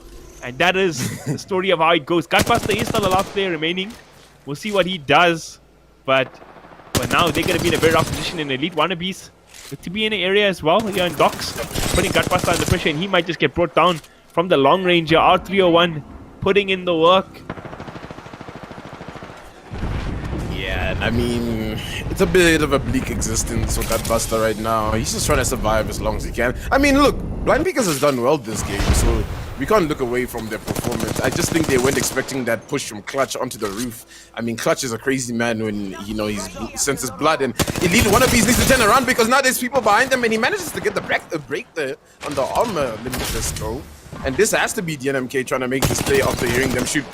And the Oxstar play goes out. It's not going to be that successful from Tenchi, but DNMK is still in a health advantage. Tenchi's going to slide out, drop down that defensive bombardment. One member on Elite Wannabees is already down. Another member is down, and it's all up to EXO. Who has to try clutch things up. Eva 8 in hand versus Clutch here. Who's gonna be the winner? And it doesn't look like it's gonna be EXO, and DNMK able to roll another team in this lobby. Oh, DNMK are angry. They want their revenge from the last lobby, and it looks like they're getting it so far. But you mentioned lag earlier. I just see them in the kill feed, lapping up kills as well. They're going to be sitting pretty as well. Let's see what they do coming into yet another endgame. Just 4 teams left, but only 10 players left in lobby. So hopefully it's 3 full teams and just that one last straggler. I'm not sure who on which team where the stragglers comes from, though. Yeah, and that was such a pivotal fight there, Dogs. Oh, I think Gutbuster. He's still Wait, alive. he's alive? How's he alive? This is How amazing. did No they do ways. this? Every game. Last game it was Scare, and now it's the main man, Gutbuster. Yeah, and I mean, look, Gutbuster's in kind of a good position considering the zone is pulling towards him. He's got a lot of cover to work around here in the fight night, and if he plays his third parties well and hopes that his defensive bombardment is up by the time he gets back, it might be really good, but he's got to not overchew this right now because DNMK is hungry and lag is on the opposite side here. And I was about to say, whoever won that fight between Blind Peekers and DNMK is probably going to end up being our winners of this game. And now DNMK have knocked a member down of 9. Yeah, the Kraber. I forgot about the Kraber being in play. 9 goes down, and now it's really scary for lag because if they're unable to get back to a decent position and get some HP in here, DNMK is going to sense this and they're going to run up on them, and that's exactly what is happening here, but not just yet. They're not able to really run up right now. It is a bit of a risky push from DNMK considering they will be on the low ground, so lag will probably be able to snuff them out, but Tenchi hits those shots with the Kraber, so people need to be fearing right now as Tenchi is prowling. Yeah, he's still got the bubble available there on the jib, and he's very close to the ulti, just 20% off. It's a very tense endgame. Everybody will be sitting in top shape, but DNMK definitely going to be a threat with that Kraber, always around. Maybe some team is going to look to push them, but again, when there's a jib on the in the composition and he has all his abilities up, it's very hard to push that team. And Outry going to get a drop already on Lights. And CRC, not a team we've really seen do too much in this African Throwdown here in our top 4, so shout out to them. They've played their placement points quite well, good rotations, but unfortunately they seem to be getting caught out by DNMK. And lag now here in the fight night. They've got a good position considering they've got a high ground, but they gotta be careful because DNMK is on the opposite side. 30 shots from 9, doing really well there for them to just, you know, steer them away from pushing up. DNMK on full red armor as well. So now DNMK is just trying to run around and get a good position. And I think DNMK knows that on the opposite side there is probably the better place to play. And that's exactly what they're trying to do. And it looks like lag's able to take out that one team. And now it's just DNMK versus lag. Lost teams in this lobby. Kraber in the hand, one shot from Tenchi. Is this one shot gonna open up a frag for them to be able to win this game at DNMK, or will lag be able to win this 3v3 fight? They are in the finals again. This is our previous champions of the first game. Let's see if they can clutch it out against what we thought would be the favorites in DNMK. They're hungry. They're on the hunt right now. That last Kraber shot you mentioned is still available. Got full red shields. They're a bit healthier in terms of resources. But at the end game, it's all about execution, and let's see which team is going to come up clutch here. Pun not intended. Yeah, so it's just a game of chess at this point. Exchanging damage is what's going to happen, and both teams are going to look to try focus fire one member on each team and just try knock them out in order to open things up. But obviously DNMK is going to be on the aggressive play, yeah, and that's so aggressive from Atrilli, so good from him. He's going to put so much pressure now as the rest of the team is going to try pull up here. Clutch on the opposite side. Is Clutch going to go down though? Clutch does go down, so now it's just up to Atrilli, who's the closest one here with the Eva 8 shots. He manages to get some good damage in, but it's just up to Nai, who has to go against DNMK, and DNMK come up on top. The Group A lobby leaders showing why they were the top of the group. Yes, they had a rough first map, but they came back, and they came back with a vengeance here. Excellent execution. We saw the team play and strategy from them. Absolutely exceptional. The way they ambushed on Elite Gaming to clutch out their biggest rivals, and their execution in the late game, Dr. Sid. Did we ever doubt them? Yo, listen, that's like, ladies and gentlemen, if you thought that we were down and out, we're coming back to show you that we are DNMK. But I have to give a big shout out, low key, to CRC. As you mentioned, Tendo, that's a team that we really haven't noticed in previous rounds, and they came through and got some heavy position points. But big shout out to LAG, but definitely our champions DNMK came through at the end. That final fight was just, man, I was excited. I was like, is he going to go down? When Clutch went down, I was like, oh my God, it's over. Lag is going to take it again. And then the NK is like, nope, this is our own, as we say. So shout out to the champions, DNMK, who have been putting on a masterclass throughout this entire tournament. And now when the big boys are all tied in the same room, we see that they've come through. They didn't win the first map, but they win the second map. And once again, one of the most exciting things that we have to look at today is the MVP of this map. This one, me, I'm like, I have no idea who. Oh my God. Look who it is, boys. Insane. It's Clutch. It is. Clutch coming on top there. And I mean, look, we saw so many plays from Clutch where he just opened up the frags for DNMK. And I'm looking at that blind peekers push where they weren't really expecting him to jump pad on the roof, and all of a sudden he's in their face with an EVA 8, scares going down, trying to grapple away, and it's just DNMK on top. Truly disconnects, and then Tenchi and Clutch have to play together. So honestly, shout out. I think very well deserved MVP. But I mean, look, Lag did really well, guys. I think they came second place after coming first place last game. So Lag is really performing today, and it's really good. Big surprise from them. I mean, so obviously right now, I mean, I'm looking at the standings. I'm already knowing that Lag is definitely going to still be tops. But Camille, which one of the teams do you think would have moved up the ladder in different ways and sort of made some ground? Of course, CRC, we didn't really see a big showing from them in the first round. They had a phenomenal performance, getting a top 5 finish. PunX, again, they were playing just 2 players, so they kind of went out early. I feel like the rich just get richer in this lobby so far. All the top teams are still climbing up. But a lot of the top teams we saw in the first lobby also suffered. Elite Gaming went out very early. Elite Wannabees, they got cleaned up. So it is still a very open lobby. There's a few people at the top, the guys who won the games. I mean, Lag right on top, and then now DNMK going to be on their heels with Elite Gaming, not too far behind. But for the most of the lobby, if you have good performances in game 3 or 4, you should be able to secure yourself a top 10 finish to secure that spot in the final. So very open lobby still. That's amazing. And we like open lobbies because at the end of the day, we like twists and turns and people showing up and doing what we think they couldn't do, but giving us a good game and a good competition at the Apex Legends African Throwdown. My name is Dr. Sid. We're going to go to a big break, or a little break, and be right back with Camille and Tendo Plays as we bring you more action from the Apex Legends African Throwdown, brought to you by NODWIN Gaming Africa.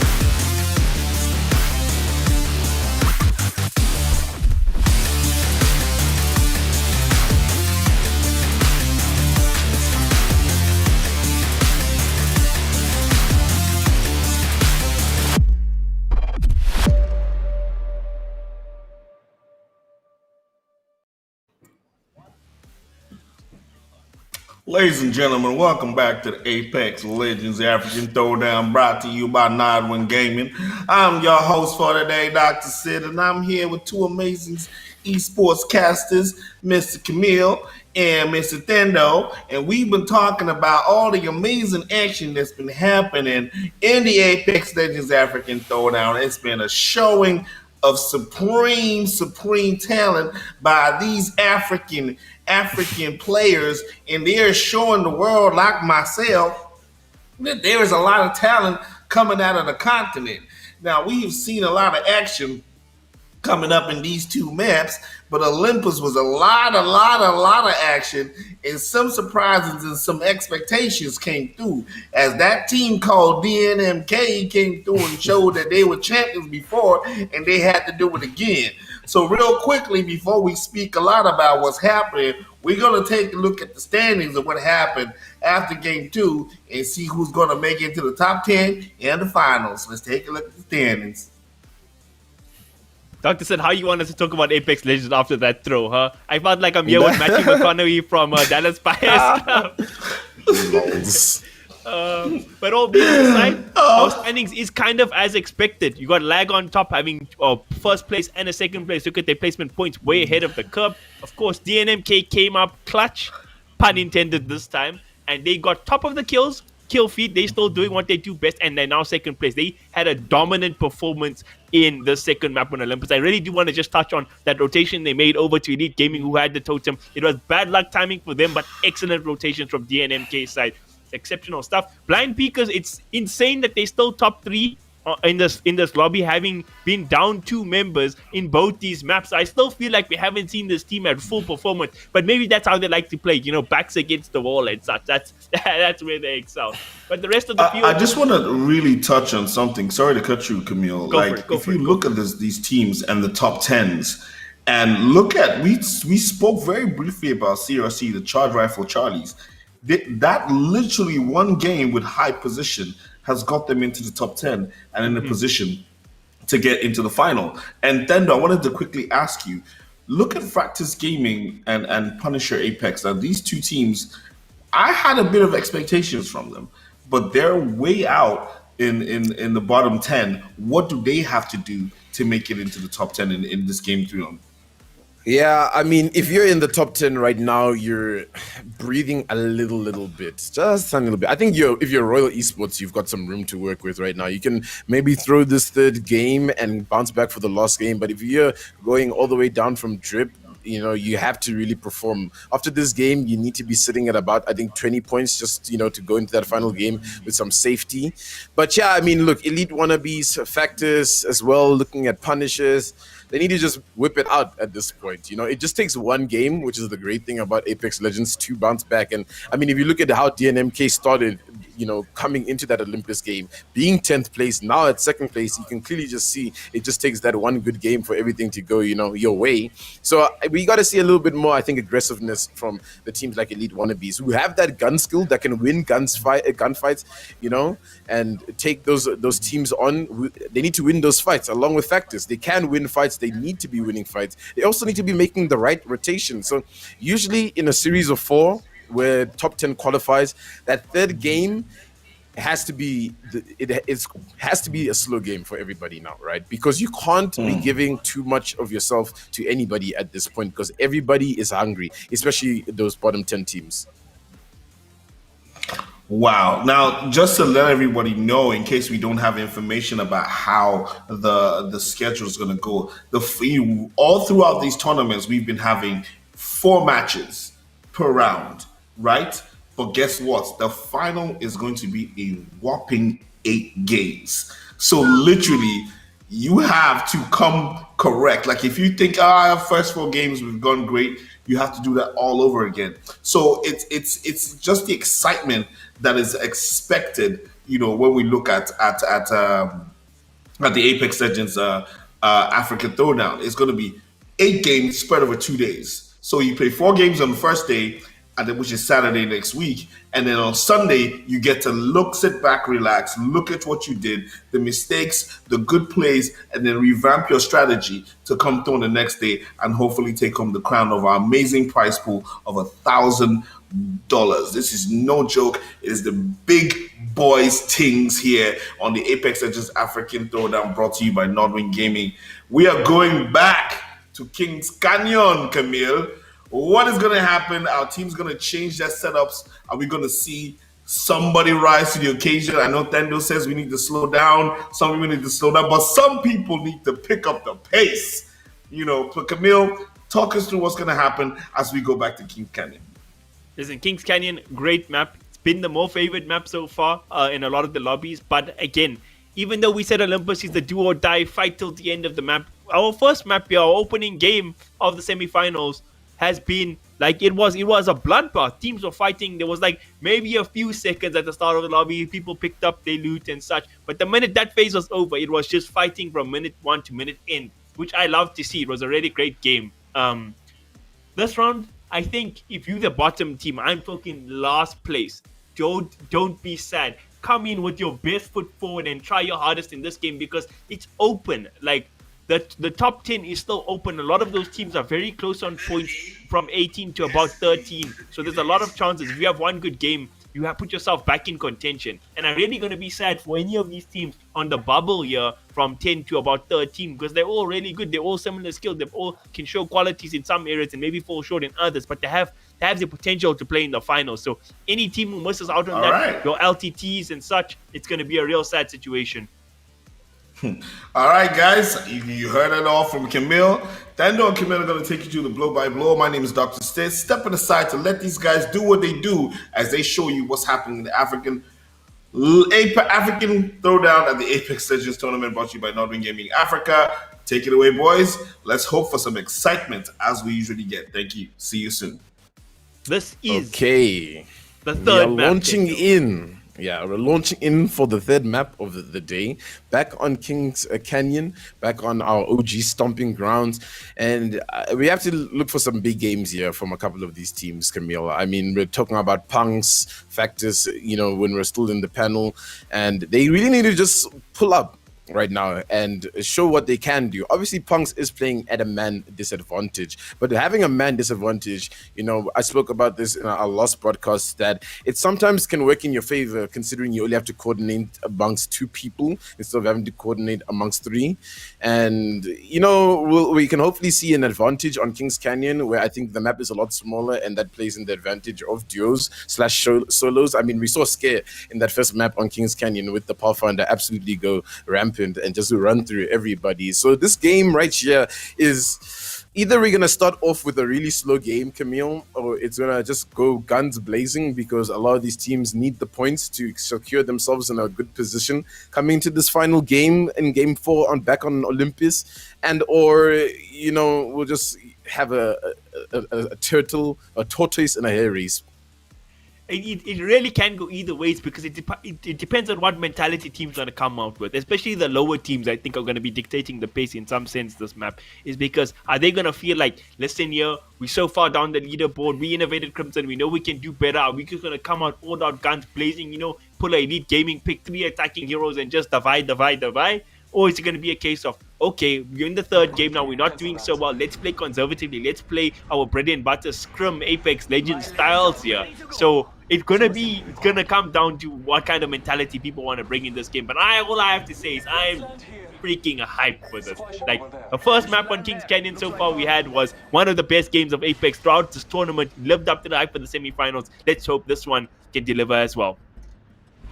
Yeah, let's hope that is the case, as we are jumping out of the dropship here over Kings Canyon African Throwdown, hosted by NODWIN Gaming. Make sure to follow, guys, if you're not keeping up. Next weekend is going to be those finals. Top 10 from today will be qualifying for that, and we're tuning into DNMK, who chose their home to be Spotted Lake for today, and it's been working out well for them.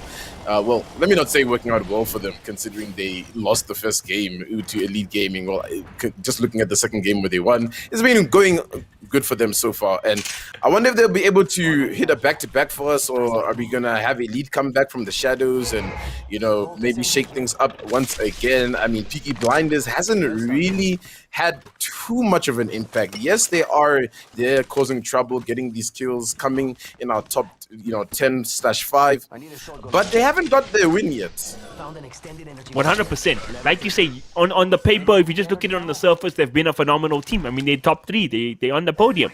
But if you know the potential that this team can play with, we haven't seen that dominant showing which they've done in the past, and that's what I'm hoping to see here. Really. Gotta pull for Thomas Shelby and the boys. Sorry for being biased, stream.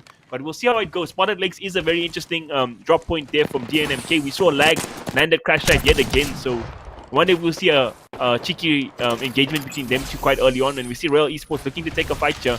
Looks like they're winning a fight there. Yeah, winning fights on multiple ends here because DNMK has also just cleaned up a team. And yeah, fights are breaking loose. To be expected, I suppose. And I think Royal Esports picked such a good spot there because it seems like they get contested every single time by that duo, and they ultimately go down to them and they pick up their 2 easy points. And now CRC on that side, they probably snuffed out a couple of those fights and maybe want to go towards that area, but it does look like they're just going to try to get their loot up.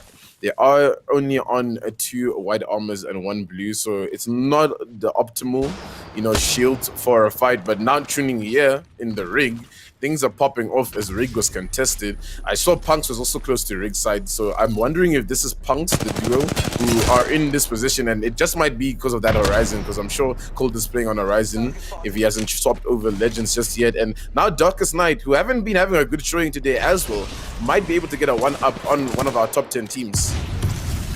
PunX still in a decent position. They got only 1 gun here on Tremble, so their loot is not the greatest just yet. They got the blue shields. Let's see, we've doubted them in the past in the 2v3 engagements that they've pulled up clutch. So let's see what goes down this time round. Darkest Night looking to put on the pressure here. Just the jump pad up here. And Tremble, look at this, using the high ground to near perfection. Holding these guys off. They're not scared to take this fight. They got the high ground. We saw what happens in Star Wars and they have that. They get 1 down already. Can they clean up the rest of the 2 here? They're waiting, they're holding. Looks like Darkest Night probably going to try to get the res before they go in. They're going to hide in the building. They're actually playing super defensive. They got the triple take there, so they have the long range advantage if they can get a crack. But look at the damage. They get another down. PunX, man. These guys are ready to throw it down with the biggest and the bestest. They ain't scared. Look at this. They drop down. They get the Elam. And there's just 1 member left here of Darkest Night probably hiding there in that building still. And look at this. They got purple shields now, Tendo. Too easy. I'm sure they wiped the entire team, if I'm not mistaken, because as soon as they dropped down, the whole entire squad dropped down. And I spoke about being a duo, being really good, and that's where you see it. It's no longer another person. Whoa, let's calm down. Scares alone again. Things are looking tough here for Blind Peekers before we go back onto commending PunX for winning that fight. Blind Peekers now have to be in a clutch situation. Scare gonna go up to full HP at least. He's gonna try to drop back in. There is caustic gas. A res is coming through. He's gonna try to keep this door down. I think he's gonna try to throw this Arc Star. He throws the Arc Star. Hits the shield though. No damage gonna come through from that on anybody. He's gonna try heal. It's tough right now. He needs to try to get an entry frag. I think he still has a bit of an advantage because I don't think the res has been popped off on the team that they're fighting. But actually, no. The res has gone through. Both members on the team are still alive, and here he is. He's sliding in with the massive. Knocks one. Hit some crazy shots here. Through the smoke. Doesn't manage to knock another one just yet. The ulti from the Bangalore is gonna drop down as well. This gas is doing so much to hold Scare away from here. If the gas was in the air, that team inside would be pretty much just donesos. But luckily, Scare still has a little bit of room to work with here. Gets the banner of Aquatic. Has that armor swap available in front of him as well. So he's gonna just try to do as much damage from this angle here. He's unable to get inside. Knocks again. Scare has to clutch this up before Blind Peekers to get back in this one. Hits the massive shot. He's gonna be able to clutch this one out. He has to pull out the Spitfire. The Spitfire goes crazy, but behind him, the flank is made and Blind Peekers go down.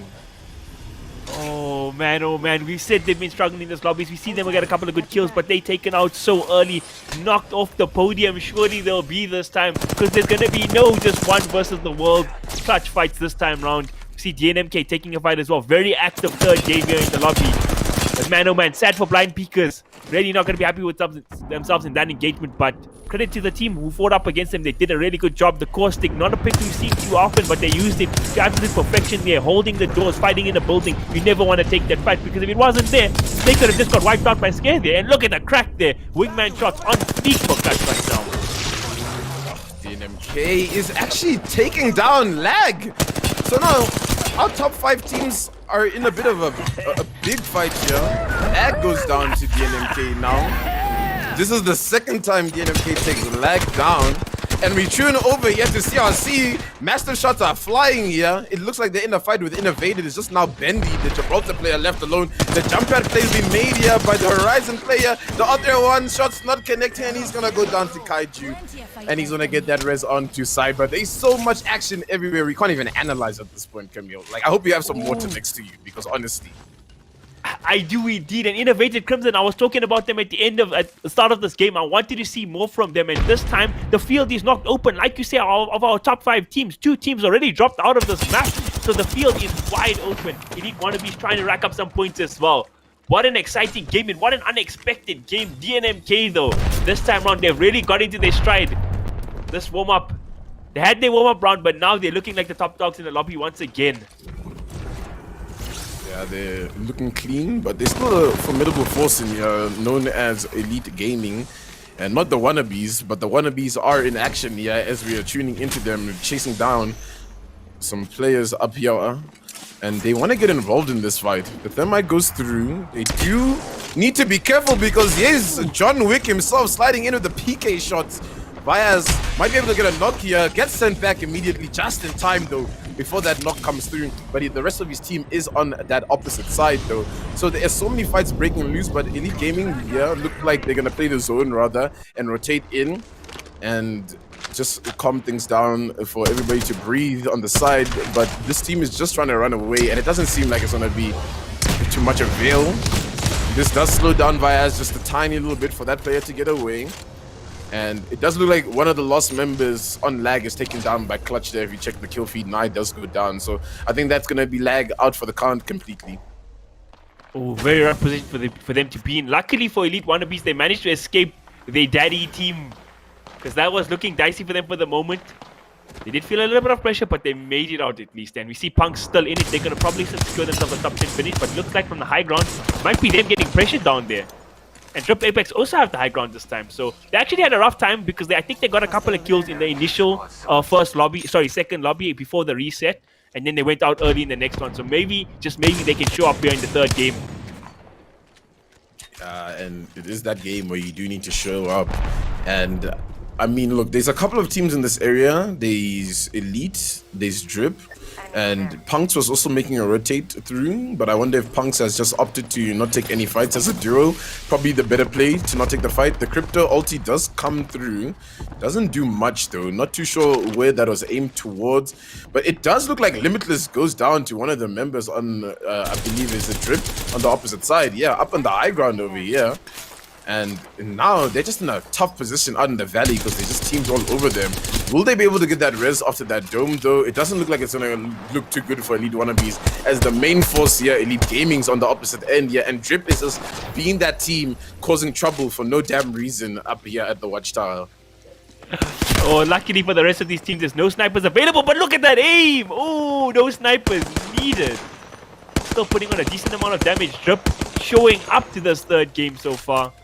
And looks like Elite Wannabees getting wiped out there by the daddy team. Yeah, it's unfortunate for Elite Wannabees because they were sitting 11th place, man. And when you go out like this, look, they've gotten a couple of I think kill points, if I was not mistaken. I saw 1 or 2 assists when we spectated one of the players, and they've got these couple of placement points. So it might be enough to just stay in contention for that final game to perform well for them to, qualify for the finals. But now they've got to be sweating, They really gonna be sweating. And Elite Gaming though, not sweating at all, as they've got full control. DNMK has been very quiet this game as well. So look, the kills seem to be distributed amongst the lobby. DNMK actually gonna be holding the zone for this one. They're not really looking to get any fights, and they just wanna clutch things out as we tune into them doing a bit of a ritual dance here. I feel like they're summoning their powers to, roll through the rest of the lobby here. Oh man, that's very unexpected. DNMK, you can see the experience from them. Yes, we always talk about them being a super aggressive team, but at the end of the day, points is what matters in Apex Legends. So they can wait it out. They don't have to force anything this time around. They are second place in the lobby, only to lag, and after this game, they will surely overtake them. And Innovation Gaming getting even more kills. Innovated Crimson want to secure their spot in the finals. Yes, they had a rough first 2 maps, but they playing here in game number 3. And PunX talking about them. They're looking to take a fight as well. Horizon and Wraith on the run here. Looking to bring down some members. There's a full team in this building. Are they managing to win this fight? They're going to jump in. Look at the confidence here from Tremble. He ain't playing games. He's going to throw the grenade here. And he's going to Wraith Q out. Should have a portal available as well if they want to use that. But the pressure has been applied. And look at them. They're still going. Innovated Crimson. Let's see how they respond to this. We know how aggressive PunX are. Even though the one member backed out, looks like Horizon's still willing to fight here. All by herself. And look at the damage that comes out. Absolutely insane. My word. Yeah, Calder's so good at dealing so much damage as well, and he's just able to buy Tremble a little bit of time to just pull out from the situation. And either the server crashed or we don't have our feed right now, but we'll be back. I guess that's a little bit unfortunate to see. Things were very crazy there, Camille. So yeah, the server did crash. We just got confirmation that the server crashed. That's a little bit unfortunate, but hey, whoa, I guess you get to breathe if you're one of those teams that, like, you know, it was a little bit tough. I'm looking at like lag, looking at Elite Wannabees that now have a chance to breathe, I guess, Camille. I got a feel for a team like Innovated Crimson though, because they finally got the points, they finally got the placements. I mean, in Olympus, it wasn't too bad at server crashing. Respawn, help us, please, because it was at the start of the game. Sure, 1 or 2 teams died, but we were quite established throughout the game. But it is what it is. Nothing we can do. If a server drops, a server drops. In Africa, we're used to bad servers. We pick up the punches and we're going to roll with it afterwards. Whoa. I'm just going to say somebody's praying. Somebody's really praying. No, I'm serious. Somebody's really praying hard. And, you know, in situations like this, you know, this is life. And this is real life. And this is how it happens. Everything might be going smoothly. Somebody throws a monkey wrench in your engine. You have to go to the shop, get it fixed, start all over again, and go back in and make it do what it do. And to be honest, situations like this are a true test of character of teams. So now we're going to know which team is going to have the resolve and the resilience to come back in, get your mind right and your psyche in the right space, and deliver on what you need to do to become a champion or to get into that top 10 spot to make it into the finals. This is where you find out the true test and true resolve. Yeah, I'm giving all these inspirational, motivational speeches right there. I can only imagine what the players are thinking right now. Oh my God, we gotta do that again. But you know what we do here? When this happens, we go to a quick break. While we're waiting for the players to just come back in, reset, and get back into the action, it is still the Apex Legends African Throwdown with Dr. Sid, Camille, and Thendo, brought to you by NODWIN Gaming Africa, and we'll be right back after the short break while we reset for Game 3. Praying for no crashes.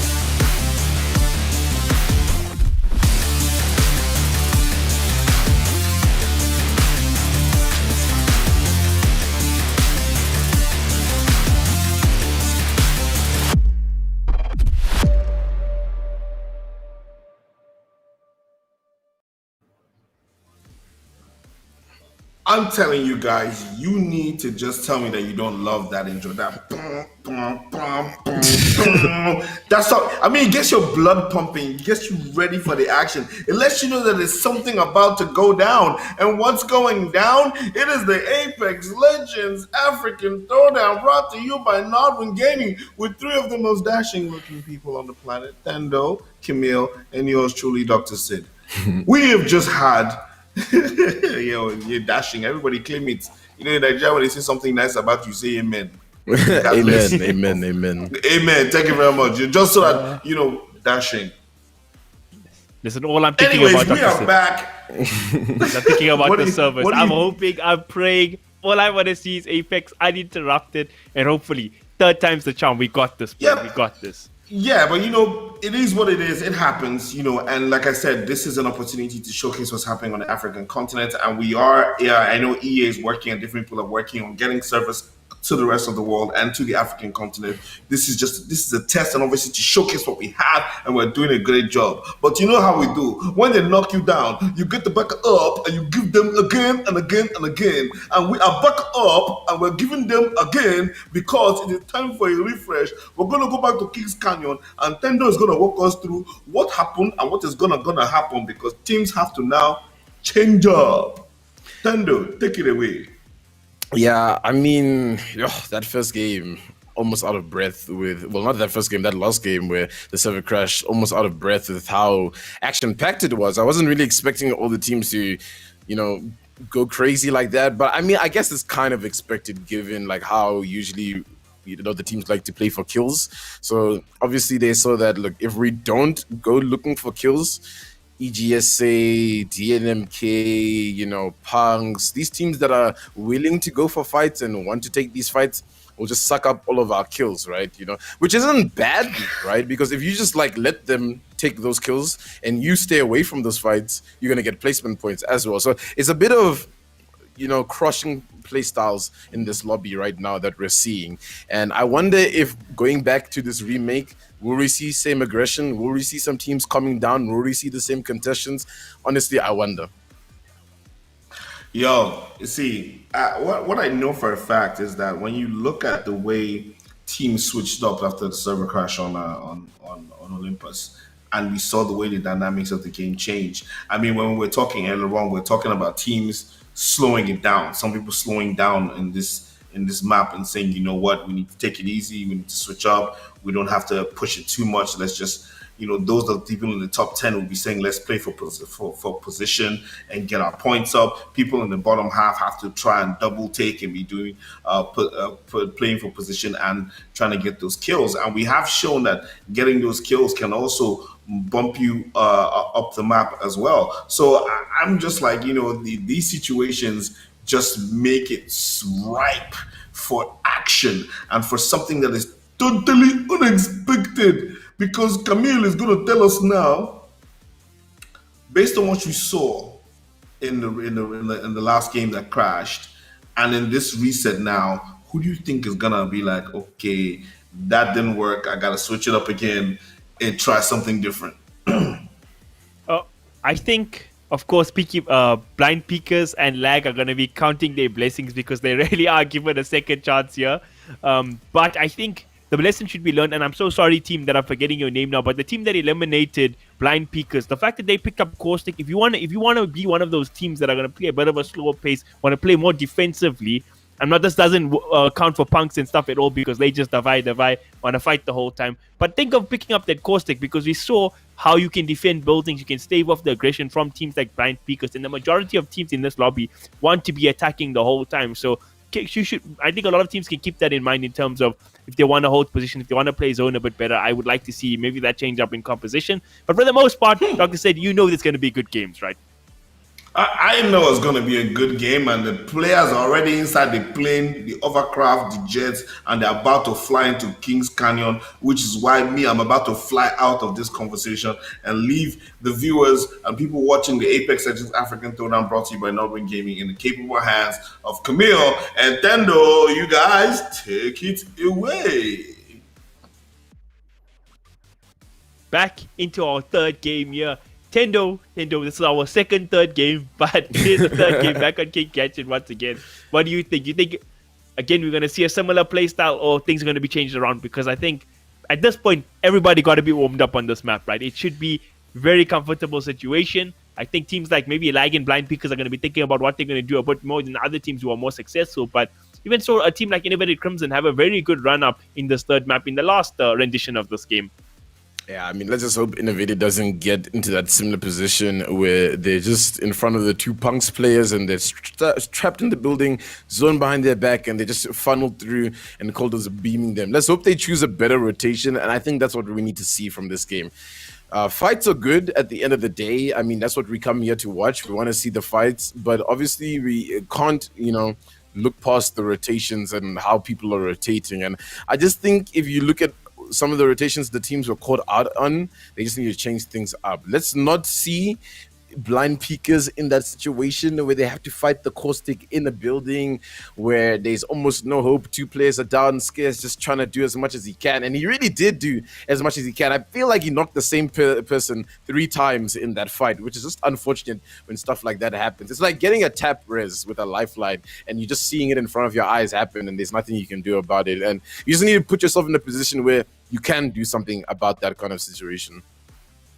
Yeah, I don't doubt it. If Scare was playing against any other hero composition and he could just walk through that building and fight, he would have won it. He would have cleaned up the team, got his team's beacons back. But like you say, sometimes it's more about, there's more to Apex Legends than just the gunplay alone and just being cracked in terms of how you shoot. You got to take your fights tactically. That's the great thing about this game. There's additions of, abilities. There's rotations. There's the zone. There's a lot to Apex Legends. It's a complex and fun game. And talking about a complex and fun game, we're going to see drops. Most teams playing here on the west side of the map, but we see a lot of teams making their way to the other side as well. Yeah, and I think we're seeing similar drop spots for these teams. We see Royal dropping at the Gauntlet. This is where they've been the whole game. And then we see Fractus there at Airbase. And those two teams might get themselves into a little bit of a fight. Speaking of fights, here's a fight starting things off here. DNMK, obviously in this fight, they're going to break down this door. They're going to confirm this kill. And that's just a tiny little bit unfortunate there for the one member of, I think, is it Drip? Yeah, it is Drip Apex who goes down there early on, and they're just going to be looking for these lost 2 players because they know these are going to be some good kill points. But I was about to say they need to be careful there because our Trilly is really low, but they've already got that man advantage. So yeah, I mean, the one tap comes through from the top there from Clutch, and he just clutches it up for them. Great start for DNMK. They were having a good start on this third map regardless, but they're going to get started off with so many early kills. A whole team wiped there. And they'll be willing to make their way around town. We see a charged rifle available and a longbow. So if they get that high ground position, we've seen a lot of teams play up there. Here on Kings Canyon, above Crash Site. I'm not sure what the other high ground is called. They're close to the middle of the map, Tendo. The Watchtower, I think is what you think. Yes, that's the one. That's the one. With those 2 rifles, you can do some serious damage. But we're still pretty early in the game. Darkest Night forced into a fight here. We're going to go up with the Horizon, and the Revenant ulti's already been popped. We're going to try to take the fight. Let's see if it's a successful one for them. See, one member of their team already down, so it's going to be a 2-on-3 fight here. Is it PunX yet again? Yes, it is. PunX, this is their bread and butter. They love fighting, and they're going to be because they're so good at it. They're just taking on players left, right, and center. And Darkest Night, it's definitely a dark night for them today because this has been so rough for them. They just not being able to capitalize on their team fights pretty much, and it just seems very uncoordinated from them. Unlike the duo here, who've been very coordinated, and I'm very impressed with how Tremble and Calder have been playing. They're playing it exactly how they should as a duo. They're not afraid of taking fights because they know they can win their gunfights because they got that gun skill. But let's shy away from their successful moment as we have to tune into Innovated Crimson, who had success in the last game, but it's not looking too good now as Blind Peekers is on their tails, and one goes down, Rise goes down to Scare. Now the rest of the team is going to try to pull in for this fight. They're trying to run away though, Innovated, and maybe they'll just be able to get away as the duo team. And yeah, we're seeing fights again. Nothing new about them. They're sliding into PunX. They need to be careful here, Camille. Uh-oh, they better hope PunX left the area and went to newer and fresher pastures, because they run into that duo. You know it ain't going to be pretty for them. They were backs against the wall when there were 3 players against them. This time around, it's going to be even harder. And PunX, man, I just love the way they play Apex Legends. They so coordinated, the 2 players. Maybe that's why they're not 3 guys yet today, because they just wanted to give the rest of the lobby a chance, it seems like. And we see Royal Esports bringing down a Fractus Gaming member there as well. Yeah, and it's one of those things that you just expect when... Oh no, Kaiju's just getting absolutely beamed by Aquatic, and that's just, I mean, raps for them at this point, Innovated. They're just gonna get run down here by blind peekers, and they just probably just have to pray for whatever they can here. And luckily there is that portal. So if they can, that one player can get through the portal, might be able to recover the banners of 1 or 2 of the teammates. I'm not too sure if it'll work out too well for them. But yeah, man, I mean, Blind Peak is now performing so much better than the game just before that. Wait, what is happening here? Oh, PunX has heard this fight, and they're going back with this kill. So PunX actually kind of needs to be careful though, because if Blind Peekers have heard that fight on the opposite side, they might just run straight through, and they shouldn't be caught sleeping in this situation. But it looks like they're doing well here to make the rotate. And look, they're doing really good by taking a fight, winning a fight, and fighting, leaving, getting out of that area quick. And they got the 2 best heroes to do that, right? You got Horizon with the great vertical escape, and you got Wraith who just presses Q, and she's okay, you know. The way they combo up, I'm loving what I'm seeing here from PunX Gaming. They're looking like they're holding a interesting position here, so maybe if a team tries to rotate, they'll be willing to take that fight, even if it's blind peek. Because they're talking about taking a fight, they're gonna find 1 member. Didn't get the drop there immediately, but a lot of damage came out there. Maybe Tremble can pick up where his teammate left off. Players on top of the building. Does he know? He's gonna walk through here. Gonna make the way up the stairs, peeking there. Are they gonna find this player? So nice there. Oh, he gets distracted, but look at this. Oh man, he doesn't. He goes down. Leaf wins that fight. I'm actually kind of surprised. It looked like a lot of damage. And now Cold, he's in trouble as well. PunX Gaming might have just taken a fight. They cannot win this time round. Yeah, it looks like that fight's a little bit too much for them to chew up, but just not yet. They're not out quite yet. But now Elite are in a tough situation here because they're out in the open. Luckily, they did have that red totem to work from. And that reposition after getting sent back is so good because now he's able to get that down via John Wick back in action, trying to take some names down. And yeah, these blind peekers, they've heard that fight amongst PunX, and now they're probably trying to swoop in to get that kill. Cold's gone down, so I can just imagine PunX is down for the count. Yeah, they are out. So blind peekers now in that same area where this fight broke loose. There's more people rotating towards them. They really need to be careful here. But they've got good control of swamps right now, so they shouldn't be too worried. And there shouldn't be too many more teams in this area making this rotate unless they've heard most of these fights. But for now, they're just going to stabilize and try to get their bearings on what to do next. Blind Peekers having a very good game this time around. Not under too much pressure. Got a couple of kills. And have a lot of time to still make inroads in this game. Let's hope their rotations are a bit better on point. I feel like that is maybe one of the weaker aspects of Blind Peekers. They're very good at the fighting, but sometimes get a bit too caught up in it instead of, you know, moving where they need to be. Talking about team lag, they went out early in the first rendition of this, but it looks like they're putting EliteGaming under pressure. We see them dropping margin there. Let's see if they can clean out this fight. Excellent tracking through the air. Savvy brings down Bias. John Wick in trouble. Oh no, it's not going to be. It looks like there can be a sequel to this movie, Tendo.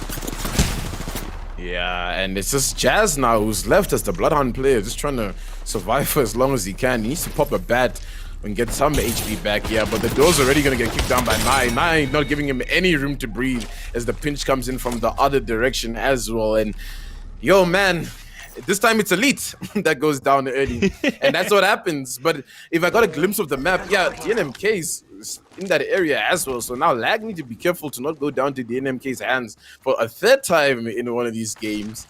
And they just need to try to calm things down because they are going to be fighting towards that choke point if they do end up getting into this fight. And looking at the map now, it's pulling towards Cage. So there's going to be very high ground dependent zone here. If you're caught in that fight low breaking ground. out there. It looks like it is DNMK and Lag. They're taking it.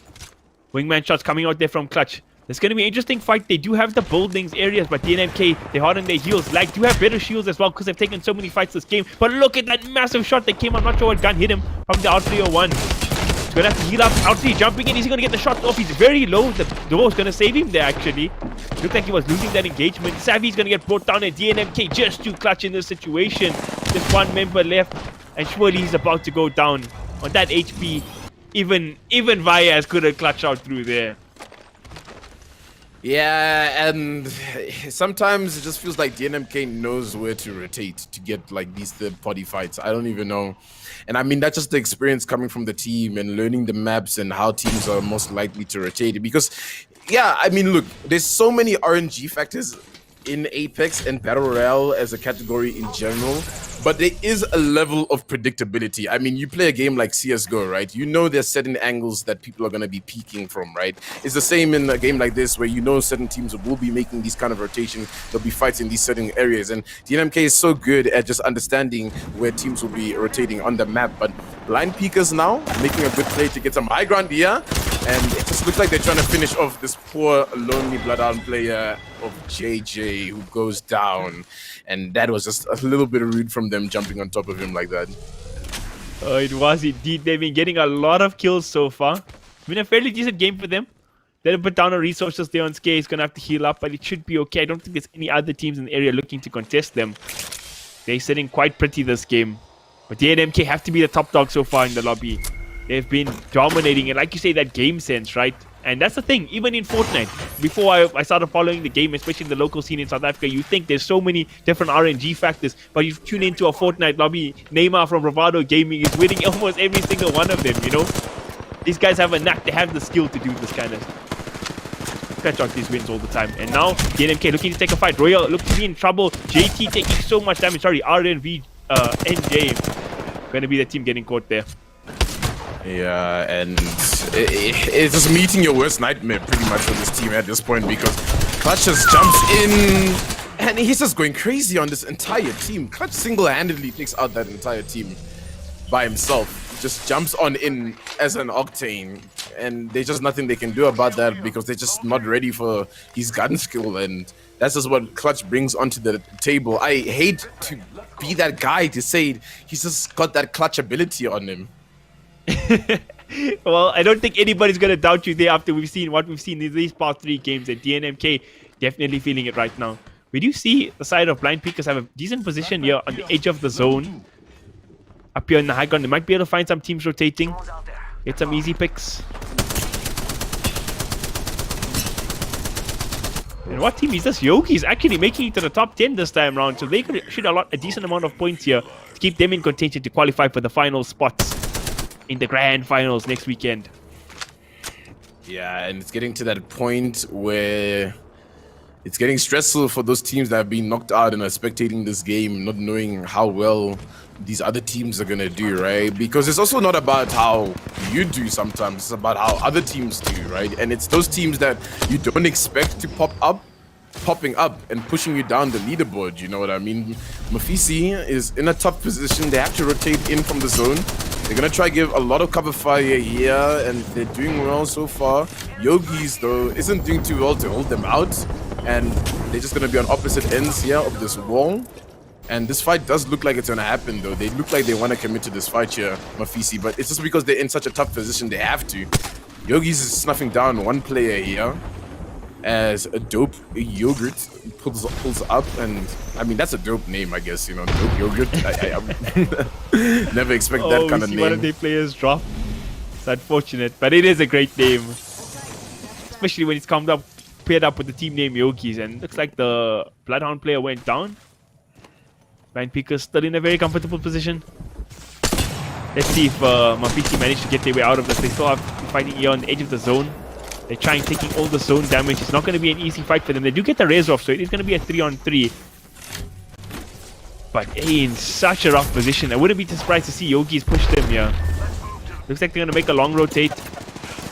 Are they going to get away with it? Blind Peekers taking the inner fight here. Not sure with which team. Oh, Gutbuster, he goes down. It's DNMK going to find them. The rivals from Group A fighting once again. It looks like DNMK going to come on top yet again. They're not done just yet. Blind Peekers are 2 versus 3. We've seen them do crazy things, but can they do it up against a team of the likes of DNMK, though, is the question. DNMK healing up slowly but surely, should get off all the heals. And we see a Kraber out here as well. And look at that clutch, pulls it off. Gutbuster gonna go down.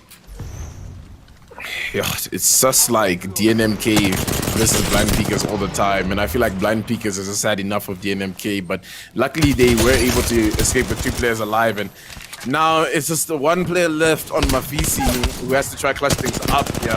But there's another team that's actually involved on the edge here, and DNMK just gonna clean them up real quick though. That's just perfect for MaFisi, because Dope Yogurt got eliminated, so they get extra placement points, and they got 1 of the kills, so that 1 player can just rat all by himself. Easy placement. This is points for days here for them now. Yeah, and those points are going to come in clutch when it's crunch time in game 4 and you just need 5 points to qualify for the finals. And it looks like they're making a big portal play here from Blind Peakers. I wonder if they're trying to get that banner. It doesn't really look like it. I think they're just going to opt to play this as a duo. And kudos to them for making it out of that situation, because there was about 4 squads stacked on top of each other there in that fight when DNMK rolls up to just try clean up whoever they can. And they spotted somebody out here on a rotation. And the beams from Aquatic just take that player down to minimal HP. And it's Leaf, who goes down like a leaf falling from a tree.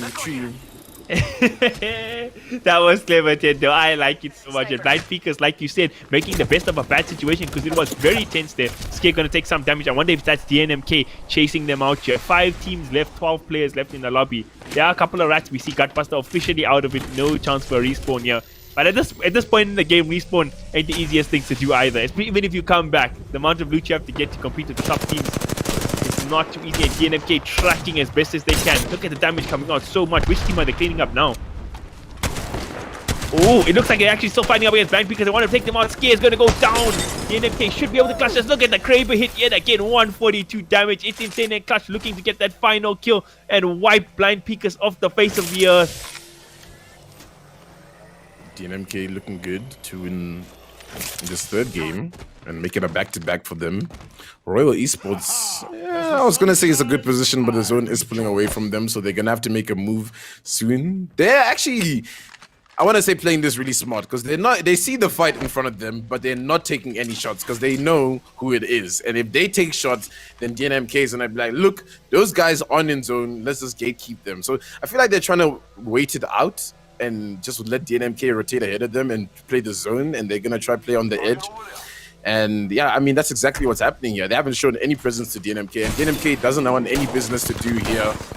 But as soon as I say that, something is breaking loose here. I wonder if that's actually 1 member from DNMK who's trying to be a little bit sneaky. Might be clutch here. No, it's actually CRC who want to take down Royal Esports on this high ground. CRC have been playing the zone and playing the map so well, chilling on the outskirts and made it the top 5 yet again. And I want to credit Khans. They have a player who's been ratting out this game who also got top 5 worth of placement points. So a lot of rats in this lobby. It's going to come down to Royal Esports and, as I say that, CRC putting people to work here. But DNMK hot on their heels. It's going to be Royal Esports and DNMK at the end of the day, but it looks like the fight's actually going to break out here, Tendo. DNMK are in the area. We might not even get to the last zone. It might just go crazy just here, right now. Yeah, and that's what I'm thinking as well, because now look, Artruly pulls up and takes down the 1 player. So now it's, I think, yeah, three people up here of Royal Esports. DNMK, but Royal Esports gonna play the zone here. Good from them. Yeah, they're getting to escape away from DNMK, buying themselves some more time. At this point, I feel like if you're Royal, you know that your gunfights against DNMK, it's a little bit sketchy, but you can definitely get the 2nd place. But they need to be careful because, like, it's just going crazy here. They're shooting from so far away, and DNMK is just hitting all those shots because Artruly here is just pivoting with this R301, and he's hunting this down. DNMK want to end this game right now and play this final game on Olympus. And it's looking like it. I thought it was a good rotate there from Royal Esports, but DNMK started out and they're putting on the pressure. CRC also in trouble here. Looks like DNMK about to clean them up. They're in the zone. They're going to get found. It's just going to be 2 teams left, so Royal Esports can count themselves lucky that DNMK get distracted for the moment. At the end of the day, this is not going to be a fight that's going to be easy for them to take. These are the favorites in the lobby, and they're showing us why right now. DNMK absolutely styling on terror in the hearts of eyes of the men. Now, they're going for it. Look at this damage coming out of the Spitfire. Esports getting a chance to heal up slowly but surely. They're putting on a decent amount of damage themselves. So they're holding their ground for now, it seems. But as I say that, 2 members go down. DNMK, they're smelling blood. Can they end this off right now? It's looking to be the case. Shot just off the mark, but eventually Clutch gonna go in and they're gonna win it out. DNMK with another victory. It's been back-to-back, Dendo. Back to back for DNMK. They fell short on the first map on Kings Canyon, but now they show you exactly why they're one of the best teams on the African continent by clutching up that win. And I mean, look, in the words of Dr. Sid, that was a masterclass, honestly. I mean, they played every fight so well. Took third parties amazingly. The rotations were so good, and sometimes it just felt like they could see the POVs of some of the enemies because they just knew what they were up to. So big shout out to DNMK for clutching that game up. And I wonder if they're gonna win that next game on Olympus as well, or we're gonna see these other teams pull up. I mean, they just need to find the right positions, I think, these other teams, and not get caught out, because I think we're seeing a lot of them getting caught out when they're trying to make the rotations, like Blind Peakers, like Elite Gaming. I just, hats off to DNMK. I mean, they do this all the time. They do this so well. Champions DNMK. One of the things we're definitely looking forward to see right after this slide is we're going to take a look at who the MVP. I'm just literally glad to see them bring back the form that we're used to seeing from them. After that first game, it was a bit like, oh my God, are the favorites actually going to lose all the points and not make it in this round? It was a very dismal display by them in the first game. But the next 2 games, they have brought the pain. And I'm like, I don't believe there's any team in this lobby that is that can take them on. I mean, DNMK for me is going all the way to the finals, and I can't wait to see what happens next weekend on those 2 days where we play those 8 games over those 2 days to see who becomes the African Throwdown champion. But the MVP, wow, look at that, Tenshi XO with 8 kills, 2,131 damage. That just shows how much energy and how much focus and accuracy he was putting in with those shots. But I do have to mention something quickly before we take a break and step out. What was up with the Khans? Top 4 by literally ratting out the whole game, Camille? That's what you need to do. Listen, it might not be the cleanest way to win. It might not be the prettiest way to win.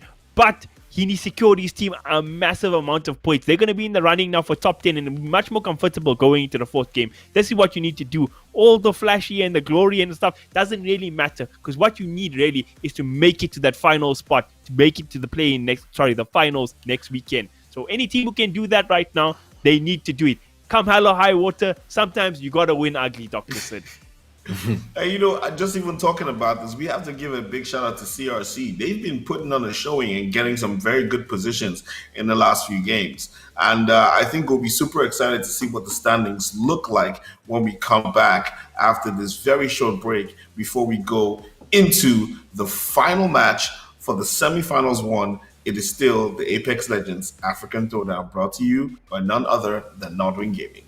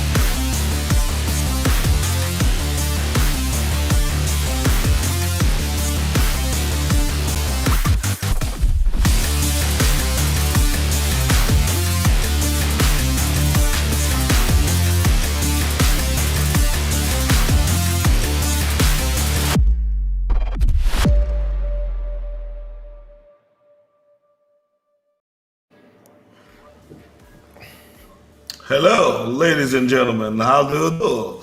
I am Count Dracula. No, hi, my name is Dr. Sid. Welcome back to the Apex Legends African Throwdown with me, Tendo, and Camille. And it is now time for the final game of the day. But before we do that, we have to take a look at the standings, people. We have to find out what's happening in the world of the African Throwdown. Camille, talk us through the standings.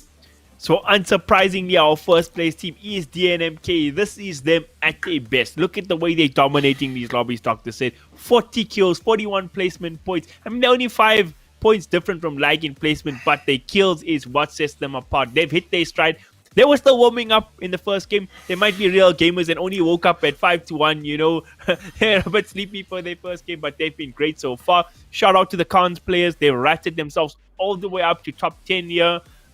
CRC, they struggled in the first game, Dr. Sid, but they've got 2 top 5 placements in a row and they've got themselves the top 6 here. So they're feeling very comfortable going to this final game. There's a lot of teams though on the edges. On the edges, Dr. Sid. Yeah, I want to quickly stay on the standings for a bit and talk to the Tendo for a second. Now, Tendo, looking at the standings right now, you can tell that this final game is do or die for the players from 7th place all the way down to Yogis in 13th. Now, if these teams from 7th to 13, and maybe let's put in the Lit Trojans and Fractus Gaming, if they can get a good positioning, they just might be able to make it into the top 10. What do you think? Yeah, I mean, looking at the top 5 up until where you said up until 7th place, I think you're kind of sealed into that semi-finals as long as you don't bottle this game. Maybe at like Charge Rifle Charlie's, they could still fall short, but it's still very open for pretty much all those teams leading down because, as you can see, it just takes one pop-off game and you'll be in a good position. Like, you can't even count out Punishers who are sitting with 1 point right now. They just need to essentially win a game. Think about to it. Win a game, yeah, and then there they are in the top 10. And I mean, that goes down to also Elite Wannabees, who we've seen win games in the past. They can win games. They've got the gun skill. They're just having a bit of a bad day here, and I think if they can turn it around in this final game, it'll be really good. I mean, Fractus as well, they need to just turn things around. And look, I think teams that I'm a little bit surprised to see up on this leaderboard in the top 10, Cons, but I mean, that red finish really carried them through. MaFisi are doing pretty well. Didn't think they'll do that well. And LTT, Charge Rifle Charlies are, again, some teams that I'm just a little bit surprised to see in the top 10, but kudos to them. They're playing better than some of these teams that we thought would be, in their positions. Yeah, and that's just amazing. And this is just a testament to the fact that it ain't over till it's over, until the fat lady sings, until whoever the lady sings, because it is the Apex Legends African Throwdown, and we are bringing you the best, the very best of Apex Legends action coming from the African continent. And this is brought to you by none other than NODWIN Gaming. Make sure you follow us, NODWIN Gaming, on all our social media handles. It is going to be lit. I'm super excited about this next game. We're going back to Olympus, which is a tight map, a lot of open spaces. I mean, I'm going to go back to Tendo on this. What do you think, if you could choose the map for the final match of the day, looking at the standings right now, would you play on Olympus or Kings Canyon? Yo, that's so tough, honestly. I'd say I want to go to Olympus, right? And I'm only saying this because I think if the zone is pulling to the right area, there's a lot more room for teams to work with on Olympus than compared to Kings Canyon. I mean, if you look at that previous fight when the zone pulled in, it's just like an open valley, pretty much, man, with like hardly any cover to work with. So it can be really difficult. So yeah, I think they're lucky that their final game is on Olympus. I think you can work around being on Olympus. You can really buy as much time as you can, but like you can't be unaware of what's happening in your surroundings, obviously, at the end of the day, because teams might still push up on you and might, just try and ruin your day. And I think this is that final game where you said do or die, Dr. Sid, and it's really do or die at this moment. Like if you're sitting needing those points, you gotta get those points. Now I want to ask you a question, Camille. If you are a top 5 right now, do you play aggressive and go for kills, or just secure your spot with a heavy positional play? I think if you're in the top 5, you more or less guaranteed qualification. That's how it seems. I mean, it's very hard to fall out of the top 10 if you're in that position right now. But I feel like if you're in the top 5, you want to reign tyranny on this lobby. Like, there's a lot to prove for some of these teams in the top 5. Think of Elite Gaming, for example, sitting at 4th or 5th place. I'm not 100% sure. I mean, you coming in as one of the favorites in this lobby. You haven't managed to clutch out a win yet. You went out early in the last game. I'm sure these players are like, heads are hot as like Mount Mordor right now. Vias is like, I'm John Wick. I don't want to be taken out at 9th place or something. They're gonna come out with fire. I think specifically Elite Gaming. But I just don't see why these players wouldn't just want to have fun and just wreck kids, so to speak, in the top 5. So this is like that situation where you just go around teabagging everyone because you've already won and you just do it because you can. I think, you know, it's just right now for the guys on top. Personally, for me, it's either about playing safe, securing your position, making sure nothing happens, or just going right flat out dominating and just letting everybody know that we are the hardest, we're the top people, and there's no way you're catching us. And also sending out a message to the other teams in the different lobbies who are going to be playing in the semifinals tomorrow to know that if you make it to the finals, you've got to deal with us. And on that note, I'm going to hand over to you guys to take us through the step-by-step, blow-by-blow, do or die, go hard or go home battle that needs to happen in this final game in the semifinals one in the Apex Legends African Throwdown, brought to you by NODWIN Gaming. Take it away, Camille and Tendo. Thank you very much, Dr. Sid. This is our final game, the last chance for teams here in Group A of the semifinals, or semifinal 1 rather, to qualify. I want to see the bravest, craziest, maddest Apex Legends that we've ever seen from these teams, Tendo. Yeah, I'm also ready for a show because that's exactly what we've been given today. I mean, we haven't had a moment to breathe, honestly. There's been action back to back to back. And I'd like to be that person that says, yeah, today's going to be a slow game, considering like it's the final game and these teams really need those placement points. But odds are you're still going to have teams running around trying to get as many kills as they can, obviously knowing that's a very crucial metric in this lobby. So I'm just curious to see, yeah, you mentioned Elite Gaming, man. Like, they've just been kind of in between today. I wouldn't call them being on the back foot and or on the front foot. They're just like lukewarm water right now where we know they're really, really good. We just need to see them in a good position to play from.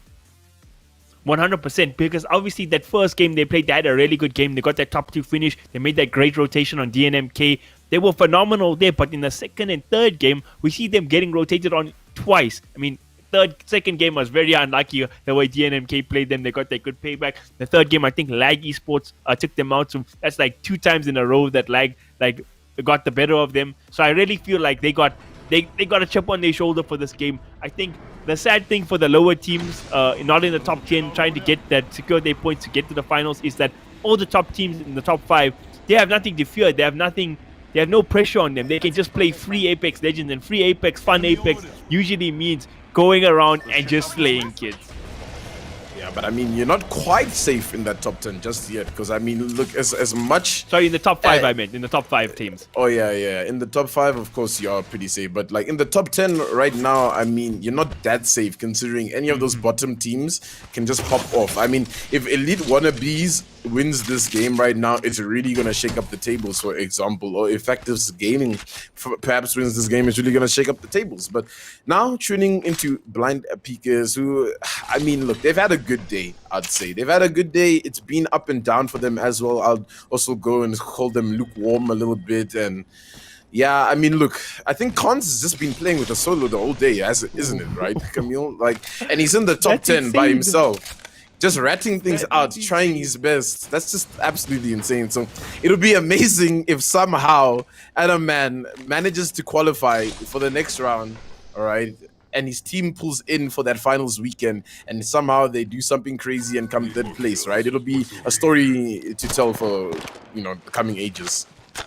for a very, very long time. LTT Trojans also been playing two-man this in the semi-finals day. Very unfortunate for them, but all these guys, I mean, Khans, Trojans, who's I think at 11th place now, and of course PunX, they've all been down a man or down two-man in some case, and they've been playing some of the best Apex in the lobbies. So congrats to them for putting on a show. Drip Apex, unfortunately for them, in the initial portion of the third game before the server crash, were having a very good game in a good position. Then they got wiped out, so these points they're not 100% secured. Let's hope they can relive the glory here in the fourth and final game to secure that top spot qualification. And Royal Esports actually caught in a sticky situation from the get-go. One of our top teams in the lobby under immense pressure here. Is Drip Apex going to manage to clean them out, though, is the question. And it does seem like the case there, as they are trying to just confirm this kill, but the rest is just popped in just in time. The jump pad as well is going to be huge to try to get out of this situation, and it does seem like Cloudy gets out just in time now. And now Drip Apex is a little bit shaken up, considering that Res came out of nowhere, and it just looks like they're going to opt to back off and just get themselves away from this fight. So they're going to head over towards the turbine and just take what they can from that. And I mean, yeah, I mean, Royal Esports is also just trying to rotate out of this one, because obviously that fight has drawn in a lot of attention. They need to be careful though. Oasis is probably not the best place for them to rotate, but PunX now is swooping in, and this is good for PunX, because PunX, yes, are in our top 10 with 16 points if I'm not mistaken, but 16 points is still a bit shaky. They really need to maybe go above 25 points to really just solidify this before they, you know, get knocked out. But yeah, doing well here to get this kill onto Elfron. Yeah, so Royal Esports, they thought they were running away there, but they just ran into a trap, unfortunately. And this is the kind of been PunX playstyle throughout the semi-finals. These just been two players. They've been finding these easy picks and getting away as fast as possible. Haven't been afraid to fight though, even against up three-man teams.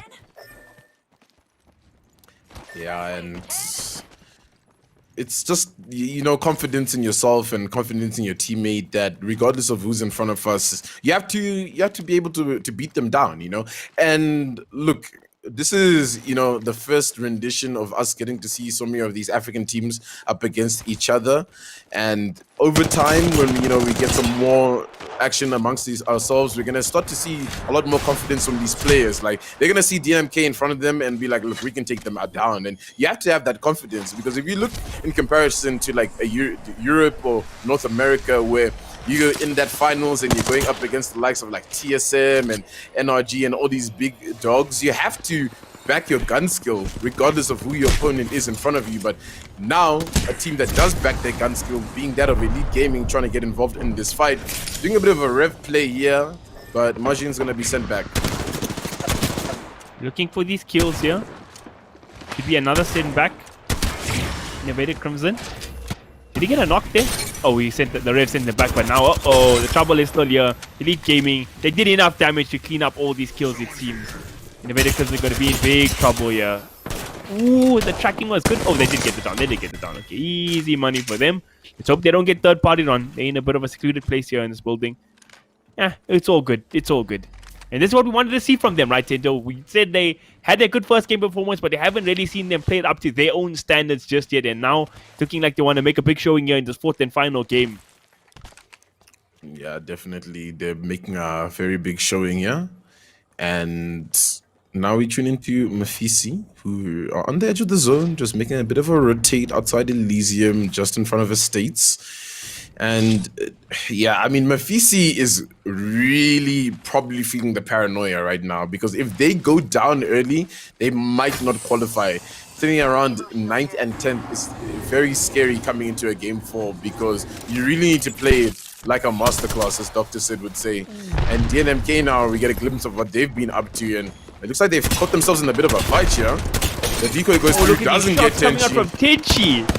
Those shots, they just rolled through the entire team. We didn't even get a chance to, you know, give them a little bit of a boost there, a bit of commentary. They just rolled this squad and continued to be the lobby leaders and show us exactly what they're made out of. And now Lag at Rift, they've seen a bit of a fight here that they're trying to get involved in.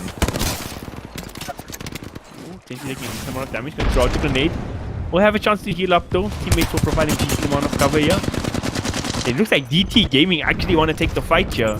Lots of confidence from them. You'll love to see that. The rev up. Let's see what damage they can do to DNMK. Decent shots coming out from Clutch, as expected. Clutch has been so pivotal for the team so far in terms of getting his frags. And I don't know, it's a bit of an argument for me to say. We can talk about this as they roll up onto DT. Who's the better player mechanically, you know, in this squad right now? Is it Clutch or Tenchi? But now it seems like Artrilli goes down from behind, the IGL of the team. I wonder if that's a third party or if one of the DT members managed to knock him down. It does seem like it was one of the DT members, so they'll be able to calm things down. But yeah, man, I mean, Artrilli is insane.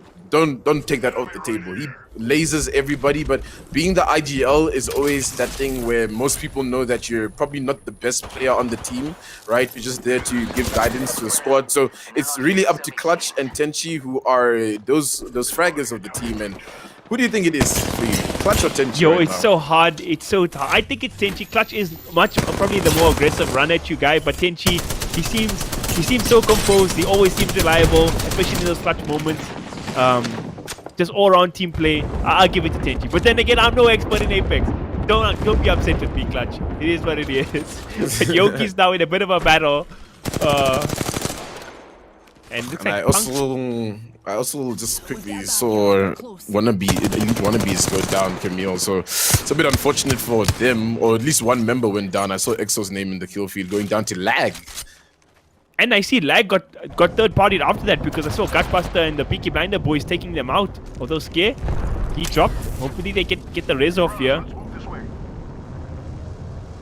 Oh. Please no. Stream. Alright, we're fine. We're hoping we're going to be fine. No, we're not fine. Alright. We're not fine.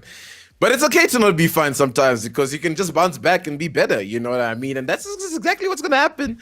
Yes, we're gonna have to replay that game. I figured out the curse. Every single time Lag gets eliminated, right, the lobby crashes. So the big brain play teams is we do not kill Lag. They DDoSing us. I'm launching an investigation. I'm teasing. But very unfortunate, but not for Lag. They're ready to go. A lot of teams get a second chance here. There was a few teams, even on the lower end, who we were hoping to see rise up, but they got taken out early, Dr. Sid. So second chances once again.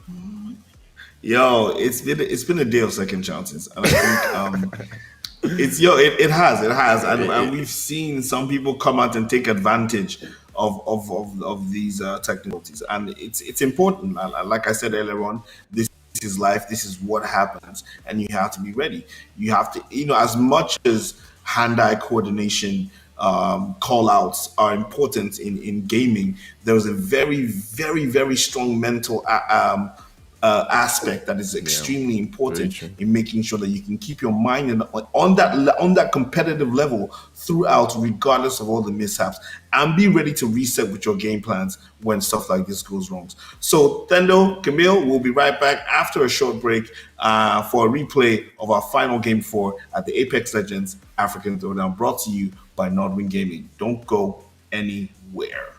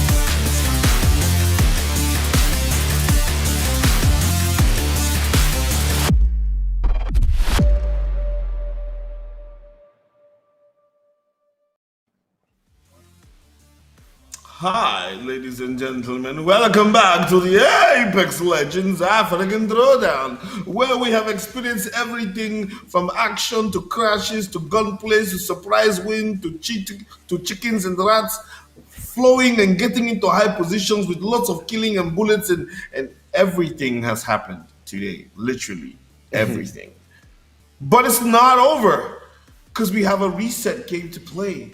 The final game of the day. The action was so hot. Like I said, in Africa, the sun burns from the Sahara to the south, and we had a crash. But we are back once again. Myself, Dr. Sid, and Dendo, and it is weird, and Camille, and we are here to show you guys that you can get it if you really want, and we want a final game. So, ladies and gentlemen, we are going back to Kings Canyon. Sorry, Olympus, because Olympus is where we were at. Sorry. We're going back to Olympus. Yes, look. You see, I'm a very convincing kind of guy. I'm sure the players waiting in the lobby be like, Olympus, no, Kings Canyon. Yeah, but and what's gonna happen? You know, like we always say in these replays and resets, we have so much rearranging and people being like, oh, that didn't work in this new reset lobby. Yeah, I mean, people have felt the pace now, at least, of what that final game is gonna feel like. So they're probably gonna try adjust to how that pacing was, because I'm sure a lot of teams were probably trying to predict how everybody was gonna play. And yeah, I mean, clearly aggressive as always. So I want to see a couple of teams shy away from taking fights, actually, and rather just play rotation and try to play that end game, because we always just tune into like blind peekers or EGSA, just going crazy on a team in front of them, and that's all great and, you know, well said. But when there's teams looming above you, ready to third party at any opportunity they can, it's sometimes better to just take the mid to late game fights than these early rotation fights, I think. And I think that's the problem right now for a lot of these teams. That's very, very interesting. Now, Camille, I want to take your take very quickly before I just sign out. What do you think is going to happen in this match? I just want to make a shout out to the players in the lobby, Dr. Sid, because they're showing a high level of resilience here. It's not under easy conditions. You know, you get into a game, you try focus, and then there's crashes. You have to readjust your whole strategy. You have to reset your mind. There's the frustration, tension is high in this final game, but they're keeping their composure. They're ready to play. So really shout out to them. This is tough conditions, and they're really performing throughout this. So yeah, hoping to see similar to what Tendo says. Oh, sorry, go for it, Dr. Sid. No, go ahead, bro. Similar to what what Tendo was saying is that, yes, it's all well and fine to play high-paced Apex, to be aggressive and stuff, but everybody's on the watch out for that. There's a lot of third parties and things we've been seeing in these lobbies, so maybe take it down a notch, but wait that a little bit extra, be a bit more patient, and you can be the team than third-partying when the hot-headed teams are jumping in there for the fights. And you are right. I really want to give a big shout out to players, I think, and also the team that's working on this entire project in the back end. It's not easy to put something like this together, and especially to the players, it takes a lot of mental fortitude to get yourself ready to battle out on I was going to say Mount Olympus, but Map Olympus in the Apex Legends African Throwdown. And I have to give a big shout out to teams. Everyone has been so professional and ready to get back at it and get the points that they need. And that's a big shout out to the teams and a commendation to show how professional our teams are here on the African continent. So without further ado, I myself, Dr. Sid, I'm going to step back and leave it to the most amazing esports casters on the African continent and indeed the world. Ladies and gentlemen, it is Tendo and Camille taking you on the final match of the Apex Legends African Throwdown. This is the remix. Pretty much we playing a mixtape at this point with how many times we had to replay these lobbies. But yeah, you got to commend the players for keeping their mental. And look, it's been a long day. We've been here, all of us, and that doesn't take away from the fact you still have to be able to perform and show that professionalism and get ready for these fights, because we know fights are about to break loose, Camille. And yeah, I mean, who did we see go out early in those games? I mean, Elite Wannabes just seem to be always in the wrong side, man. Like every time we catch them, it's either they're rotating to try get into a fight, and by the time we tune back into them, they've already been wiped, and or we just catch a glimpse in the kill feed and they're gone. Yeah, they have seemed to have 3 very rough lobbies so far, with the same situation happening over and over again. So maybe, just maybe, the 165th time we're on here will be that job for them. Your line about the remixes, Tinder, we probably have more remixes now than Lil Nas' Old Town Road, man. Lol, that is a very good reference, actually, honestly, because I mean that song has so many remixes at this point. But yeah, man, I mean, we gotta see these teams pop up and bring it back. I mean, I want to see some action from Fractus, because I just also think Fractus is just not showing up today, and the team is really good on that side. I mean, GZ, JJ, the likes, they've just had a bad day, and I think, and this might be their second chance to come back and make this, a good game for them. I mean, PunX as well, I think, based on what I saw in that final game just now that we have to replay now, is they're a little bit aggressive, which isn't bad for obviously being the duo, but I think they might be chewing up a bit too much for this final game to be this aggressive. I think if PunX really just plays good rotations, good third parties, they might be able to just I don't want to say win the game, because it's going to be really difficult, but maybe see them in a top 5 this time. Yeah, no, that's fair. They could get themselves... I mean, they've been playing the aggressive Apex throughout these last 3 lobbies, but this time around, maybe just play a bit safer, get secure, get those placements, and you're good to go. You guaranteed then in the finals. And we were crying about Innovated Crimson. I was feeling so bad for them and stuff in the... I think it was the 3rd map on King's Canyon where we had to remake and they lost all those points. But they went out early now in this 4th map in the first rendition. So maybe they have a chance, go fetch some points and things again.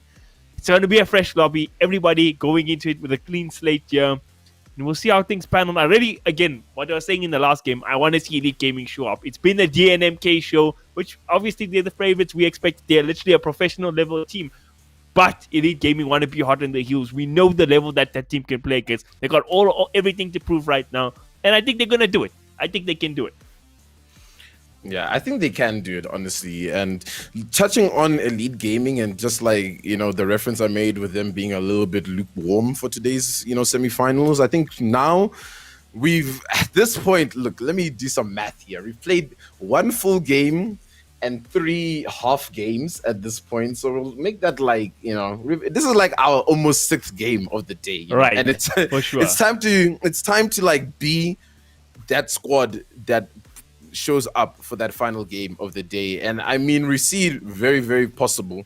If you look to some of these pro players in the scene right now, you'll see a series of 4 where the team is sitting 15th place. It looks like they're out for the count, and they just managed to win that final game, and they just show the entire lobby what they're made out of. And I feel like that's what I sense is going to come up from Elite Gaming this time around. I feel like now they're going to be more coordinated, more ready to take up some fights and ready to go. I want to see Royal Esports not caught out in that awkward position that they were in just now as well there at Estates, because it seemed like a little bit of a shaky fight for them, and hopefully they choose to make a better rotation here, Camille. Yeah, that was a bit odd one for them, because usually they're quite a consistent team in the way they move around the map, the way they rotate these zones. They've also been playing quite conservatively. They've been getting their kills, don't get me wrong, but they've been taking clever engagements. But this time, they just got caught in an awkward position and they got wiped out. So they should also be grateful for this. As we said, the 6th opportunity. We basically are in our 6th game of the day. So we kind of being the finals, in our finals we can have 8 rounds. Our semi-finals are hyping us up for that already. Yeah, and look, 8 rounds is a little bit better to show what you're made out of compared to 4 games. And that's often what's the problem, as Blind Peekers is showing. There's a lot of teams dropping in the same area here. Ooh, what a shot. Lag gonna get knocked out from the get-go. Alright, 1 player down. Let's see if they can get the rest of the squad, or if they're gonna get the beacon and maybe get a respawn.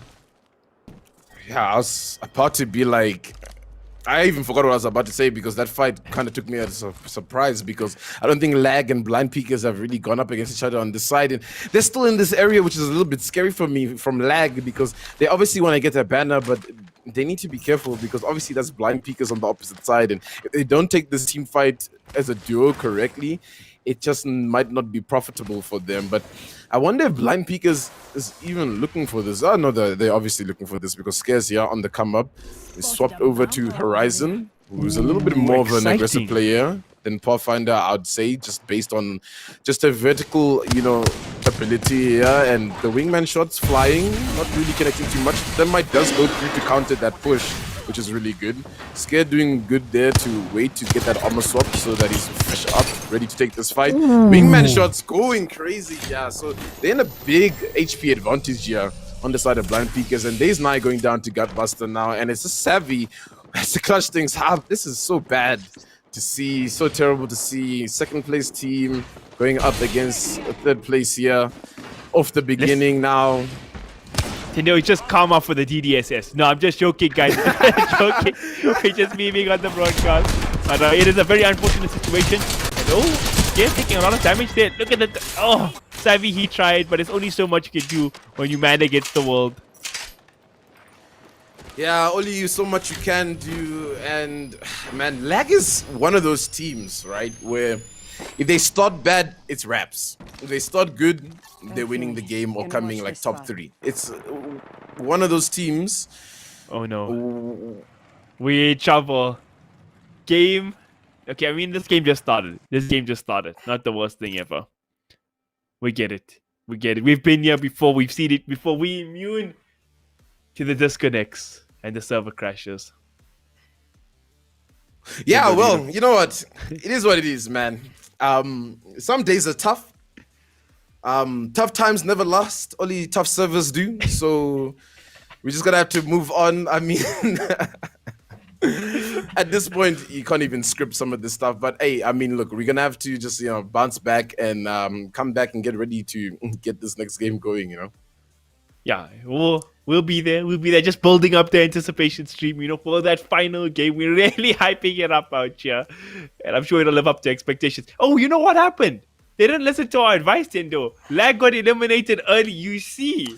You called it. You're like, if you eliminate, that's what I'm saying. Like, if Lag doesn't die off spawn, they're winning the game, or they come in second place. And look, that's exactly what happens. They're dying. So shame on you, Blind Peekers. Okay, why are you going for Lag, bro? Please Lag alone. I remember when we had our first crash, and I said that basically, if you were playing video games in Nigeria, you were playing against a friend, and you were beating him, he'd have some guy at the meter to go shut off the to go shut off the light.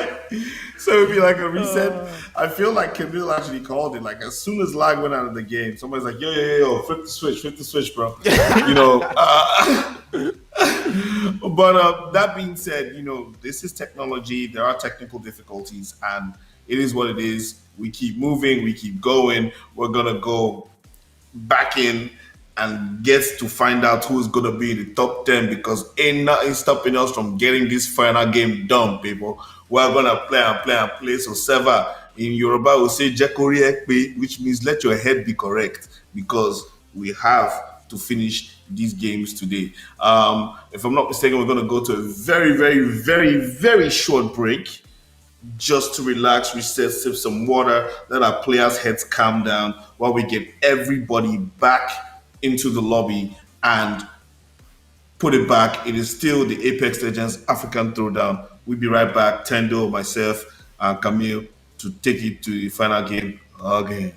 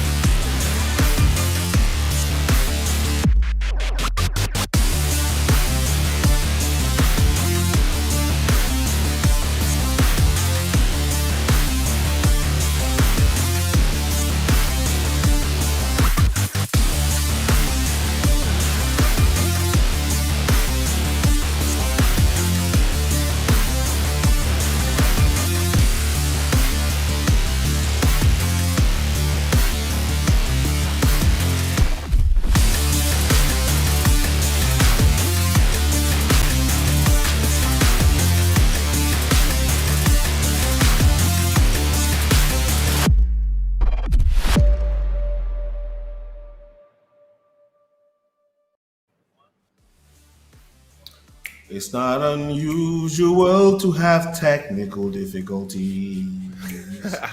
It's not unusual for sometimes the game to crash. Ba-dum-bum, but it's the Apex African Throwdown. And I can't remember how the song goes. But yes, it is the Now you're Apex just Legends showing off, African Dr. Sid. Throwdown. You're just showing off. Hey, it is. I'll make it do what it do, baby. Anyways, this is the Apex Legends African Throwdown. My name is Dr. Sid. I'm here with Tendo and Camille, and we are back at it. We shall not be held down. I do want to say shout out to everyone who's working on this project, all the players, and definitely you guys, the viewers at home. You've been so patient. You have been with us. But here's what's going to happen. We're going to give it one more go to get it right this evening. If the game goes as well as we wanted to, that's perfect. But if not, we're going to do the restart tomorrow at 1 o'clock Central African time. But in Nigeria, it's 12 o'clock for us here. Just have to shout out to my guys, you know what I'm saying? Tomorrow, we're going to move it to tomorrow. But this is going to be the last attempt to get the final game of semifinal 1 done today. And that's it. You know, technical difficulties happen. It's beyond our control. Nobody's pushing a button. It just happens like that. You understand me? You get me? Yes. So I'm gonna give it away to my guys right now. Hand over personally hand over to Camille and Tendo, who are gonna take you on this wild ride once again in the Apex Legends African Throwdown, brought to you by NODWIN Gaming.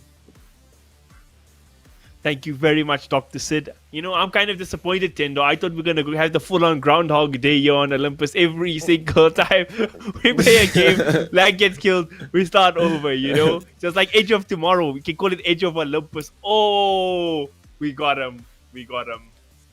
I mean, at this point, can we just come together as a lobby and play Protect the President and just like make sure the whole lag team is alive, pretty much, and then we should be good for this one.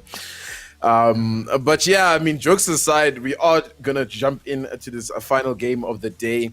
And yeah, man, we have to shout out the players, man. The players are at this point probably, you know, tired, a little bit irritable, but they're still here. They're still gonna show us the Apex Legends skill and their action, and I'm sure we'll expect just as much action as we've been seeing. So now, Camille, it's like, okay, first rendition of the last game, you die early. You're like, no, let's change things, man. Next game, you die early again, and you're like, no, now it's time. Now it's time to show up. It's time to do what you gotta do, and there's no playing around this time. Yeah, I think it actually might be better for, especially the teams on the cusp of 10, you know, your teams 11, 12, 13, even like the teams who are like 8, you know, the teams who are already under pressure to perform in this lobby. Because at this point, maybe it's like, you know what, we've been here for so long. I'm not even worried about the tournament. I'm hungry. I want to go eat. Let's just go out and have some fun, guys. Might be good for them. Takes a bit of the pressure on so they can play a bit freer in terms of how they want to play. But then again, from the other side of that, it's a battle of longevity now. It's not just about how good you are at Apex Legends. It's about how much composure you have. Like what level of focus do you have? Are you like? It's not obviously not fitness because it's not a real sport. It's esports, but it's still all those mental factors. Do all right, player. What level of focus that people can provide for this length of time. It's tough. It's intense. These guys are playing at a very high level of Apex, and this will be their final opportunity. The light is at the end of the tunnel. I really hope our servers hold out because this should be the hypest game. You know, anticipation's built up. Round number 7, Tendo. Yeah.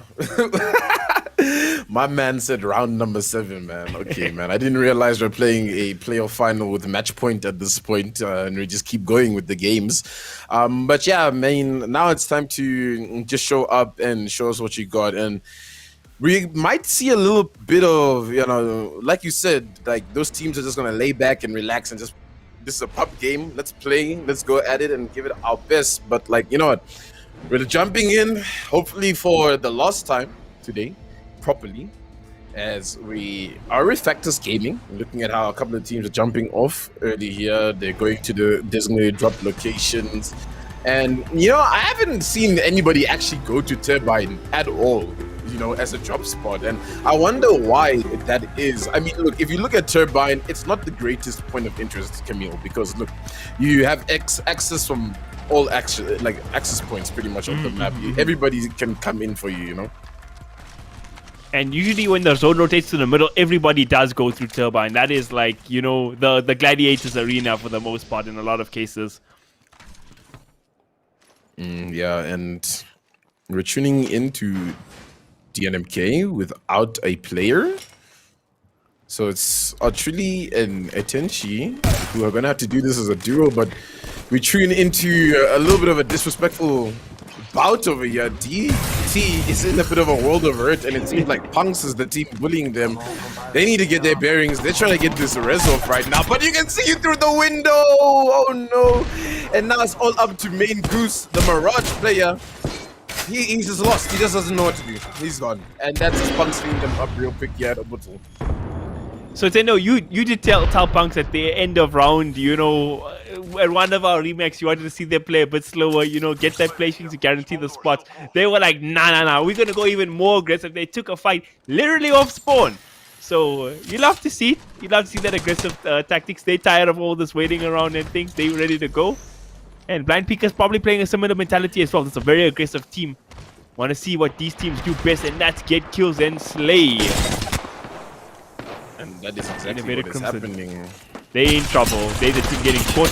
Actually, they're going to try to jump into the third party. Are they going to get this kill here? They actually bring on one of the PunX members, so PunX going to get knocked out here. Unfortunate for them. And you see Blind Peakers lost a member themselves, so they have to recover the banner. Crazy engagements here. They're angry, Camille. Like, it's been long. Like, you know, they're just trying to get their points, to get their placements at this point. And yeah, I think it's unfortunate checking over their PunX. I think they just get dead bodied almost immediately. And this area just seems to be going crazy, yeah, because LTT is also involved now. It's Turbo. This jump tower play, yeah, just might be a little bit risky. They spot him out, but it seems like he'll be okay for now, spinning around, trying to duck dive and weave some of these shots, and it's gonna get away. But unfortunately, Leaf is gonna go down. So another duo team here goes down. I'm not sure if Tremble was able to make it out, but it looks like Blind Peakers is getting pushed now off that res because they obviously made a lot of, you know, noise in the area after that fight. And the third parties are looming in. Scare's already taking damage from who knows where, and Scare goes down to Tenchi. The DNMK duo are running in here, trying to clean this fight up now. So it's just Gutbuster and Aquatics that are going to be left up here to try and help, you know, Scare get back up on his feet, hopefully. So we saw in the opening night of this African Throwdown, right? DNMK played out, really died super early in the round. And they managed to clutch it out, Clutch and Mr. Tenchi. They won the round all the way. They were the champions. So, you know, I was making a fun out of Australia. I was like, you know, he had to carry his team had to carry him on the back. But now he has a chance to pull through again. He gets to show he can do it as well. So I wonder if they manage to clutch this thing out. It would be insane at like the 100th game of the day if they can win 2 versus 3. But it's going to be a rough situation. It looks like it's going to be a full-on 2-on-2 fight because they're going to be fighting up against Blind Peakers here. Who's going to come out ahead? Blind Peaker do have better resources here. Their shields are much higher up, but can they win the gun battle, Tendo? That's what's going to matter here. Yeah, and duo versus duo, it's like a game of duos at this point with how many players are down. But it does seem like Blind Peakers have been able to stabilize. They should be able to get the banner. Oh, Scare and tuning into Fractus. They're getting a rev pushed right now, and I wouldn't be surprised if that's EliteGaming rev pushing them because we know them for exactly that play, and that's exactly what is happening here. As Jazz Zurich manages to take out Jeezy, Logic's looking a little bit lost on where to focus right now. Jeezy's down at the bottom here. They might be able to get a res, but the dome is unavailable as they just used it. So they're just in a tough position where they're out in the open and everybody can see them right now. And wait, whoa! Did we just blink and Blind Peakers die? Ooh, because man. it looks like they're looting up right now, doesn't it? Like yeah, I saw BPS there in the kill feed, and I don't see them alive still. I see now DNMK have this purple armor that they did have previously.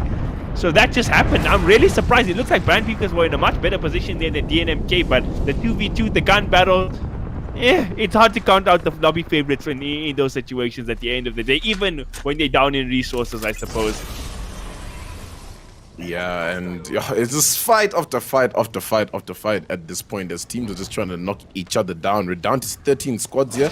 Darkest Night in a bit of a power position, yeah, able to see exactly what's happening in front of them. They have snuffed out the team that seems to be rotating back towards Hammond Labs, so it doesn't look like they're going to capitalize off that Revenant totem push. And there is a team coming from Bonsai, though, who they have to be careful of. And we tune back to the dynamic duo of DNMK, who are making their rotate past Turbine, and they should try get out Turbine as quickly as they can. And it literally is a game of duos at this point, because even lag is down to a duo. It just seems like a couple of the players must have had a couple of plans. You know, obviously it's expected. You know, we weren't expecting to have as many crashes as we did, but hey, it is what it is. And we're gonna still continue this game though, and lag's making their rotation. They don't want to get involved in this fight. Yeah? You've often made that point about when you play duos, it's like much easier to communicate to your team play and stuff is much better. I personally enjoy playing duo Apex more than trios. And this game, I'm even happy about it. It's like a whole lobby full of duos, except Elite Gaming. But now if they win, it's going to be like, oh, they just beat duos, you know? So there's no winning for them. Because if they lose, it'll be like, oh, you guys lost the duos. And if they win, it's like, okay, but you guys just beat duos. But they do take on a full team there. Elite Gaming, they are smelling blood, they kept their focus, and a win is a win at the end of the day. Are they going to make that top spot? We are about to find out, Tendo plays. Yeah, I mean, I'd call them as my favorites just regarding the fact that they have that extra member. I mean, let's not rule out the duos that are running around here like DNMK, but I mean, yeah, I mean, as a full team, you've always got the man advantage, you know, and right now, CRC taking a couple of shots here up at Hammond. Oh, DNMK is out, by the way. I just caught that in the corner of my eye. It seems like they've been led through. So it's open now for Elite Gaming to show the elite skill and win this one out. The CRC right now engaged in a bit of a fight here, trying to throw some nades across the Hammond Labs. And it now looks like lag is getting involved here at Orbital Canyon. This area has been popping off the entire day as Nai tries to jump on in, but it's just not going to be optimal for him as that dome is right there in front of them. The Spitfire shots raining fury there across the map, but it's not enough to get a knock. And they're just going to try play this and push this team maybe, or no, they're going to opt to play a bit of rotation and get some high ground. And it is EGSA that is on the opposite end of this fight. They're going to pop some ults there. Ready to run in. Like you said, action all around the map here, and this Spitfire is still going. That's not what expecting how this gun is played. Look at that tracking ability from Crashing Off. He's doing the great things there. Lag is still in it. There's almost 10 teams left here. Not that many players, but ooh, I think they're going to get caught eventually. Jazz Jurek going to bring down Hendrik there. So, it's like EGSA have found a team that was rotating here by themselves. And it's just unfortunate that that player gets caught out, but still above them there, they need to be worried because it is lag, and lag is, you know, a team that can win the gunfight against EGSA if they coordinate themselves well. But it looks like lag has pulled up onto Elite Wannabees, and Elite Wannabees go down at 11th place, man. They've just been having a bad day. You think them coming into this game, DNMK goes down, you know, to a duo. They manage to, you know, also get out early, and then the lobby just opens up for them to maybe, you know, do something. But lag just snuffs them out on a rotation in the zone here, and there's just a zone battle that's happening here towards the outskirts of Bro Towers. No team wants to let up at all, and these duo teams have been playing the most aggressive, which is you love to see. And MaFisi, they still in it. They've had a couple of good placements. This would be a big game for them if they can secure out this victory here, or in this fight at least, secure that top 10 finish. They've got a good look there. Longbow shots not going to be on the mark. This is one of the hardest snipers to use in Apex, but a lot of players are comfortable with them in this lobby. We saw 56 hit come out there, 92 crack. Easy money for the Caustic player there. Yeah, and I mean, I see the longbow, and the first player I think of is Daswika, who will be in our semi-finals, you know, day 2 tomorrow, guys. So make sure you tune in to that. I won't be available there to be casting, but make sure to check out Camille and Esmerine, you know, bringing you guys that action alongside Dr. Sid, which is going to be very, very great to watch on your Sunday afternoon. But we still got this Saturday afternoon action right here as MaFisi. They're in this fight, and it's just taking too long. They're drawing so many teams to this third party at this point. They need to just try clean this one up, and they should have acted on that crack that happened a little bit earlier, you know, but they just don't have the legend ability to get there fast enough before that team gets a time to reset. Yeah, the opposing team is playing very well here in the building. They know Bangalore is not a enemy you want to take out, battle in an open space field, because that's when Ulti does the most damage. So they're playing very decently for now. And like you said, MaFisi, they had an opportunity with the crack, but they don't have any good mobility spells to pressure that. And now they have a chance to get third parties here because the fight is just taking way too long. Darkest Light gonna pop the Revenant ulti. MaFisi already in trouble here. Caustic in big trouble, but look at the shot through the smoke. Absolutely sensational. He didn't even have the digital fled scope there. He just got it blind. And they might be able to clutch this out. They bring on Ice Cream. They're doing so well. Tendo. Oh, man. They did it. This is exactly what MaFisi needs. You know, they were top 10. They need the points. They're getting the placement points as well. So they're really, you know, showing what they're made out of. And they're really showing that they're not a force to be ruled out of. Darkest Night in the fight out here on the edge of the zone. A lot is happening in this game, Camille. I mean, it's just back-to-back play-by-play for us here, trying to, you know, keep track of what is happening. And now caught out in the open, there is one of the players as EGSA pulls up for this fight. They're ready to clean this one up. Majin with the R99 shots, not quite connecting here. They're going to try play this corner. They're pushing up on the squad. There's been a lot of fights in this area, so there's still a lot of teams here. Right now, Vyas is kill leader of the lobby, so EGSA cleaning up quite well so far. They're going to be feeling good at themselves. They're in great position. Vyas doing what he does best, and that's absolutely just slaying. But there's still a couple of good teams left. I don't think it's a done and dusted game for EGSA just yet. They might be the favorites, but this area has been packed so far. We'll see how this fight breaks out. We've seen zone pull to estates before, and how crazy it can get though. It's going to be a bit outside of estates, still in a fun area though. Another duo team here, JT and I can't say the other guy's name, but RVNJ. They comboed up and they're still in it. So there's going to be a decent amount of placement points for them as well, who weren't sitting too happy on the leaderboard. Someone traveled through here recently. Yeah, and if you catch a glimpse of that zone, it's pulling towards that Hammond Labs area. And I mean, if you play Apex at all, you know Hammond Labs is just that place where your teammates will be like, you guys want to go to Hammond Labs? Yeah, let's go. We're going to get a fight right there, aren't we? So, you know, everybody's going to be rotating towards that direction right now, getting ready to fight up. I saw Royal Esports already in the lab, bunkering up, and that's the game I wanted to see from these, you know, top teams. Royal Esports is playing it well. They haven't been involved in a single fight so far, if I've been reading the kill feed quite well. They just trying to hold their ground and play for that end game right now. And CRC have also been on top of this position for quite some time, so they're doing well for themselves. They've even gotten that scan of the next zone, so they know that they'll be safe up on this spot for a little bit longer just to snuff things out. And this zone is also going to end towards the open. So it's going to be really tough for those teams without Gibraltars to get some cover on this one, and especially if you're caught on the low ground. But now Lag taking some shots. Nice, down to 1 HP. He needs to be careful. Yo, anything at this point, even a sneeze could kill him. He should get off the battery. Will we have a chance to heal up his teammate? Going to give him some decent amount of cover. They got the jump pad to jump away as well. Like you say, it does put you in a precarious position sometimes, but they managed to make a clean escape. And MaFisi, they still in it. They were backs against the wall earlier. They've managed to come out still competing. This Hammered Lab area is just packing up for the moment. But CRC, they were in a great position there up top when you were watching them earlier. They got a Spitfire there from the long range, and they had the triple take. So any team trying to rotate through the opens, like you mentioned, are going to be in big trouble. And MaFisi under a lot of pressure right now. I have to pop a lot of heals here. They took a lot of damage in that situation. Yeah, a lot of damage. I almost... Yo, even me, I was like, oh no.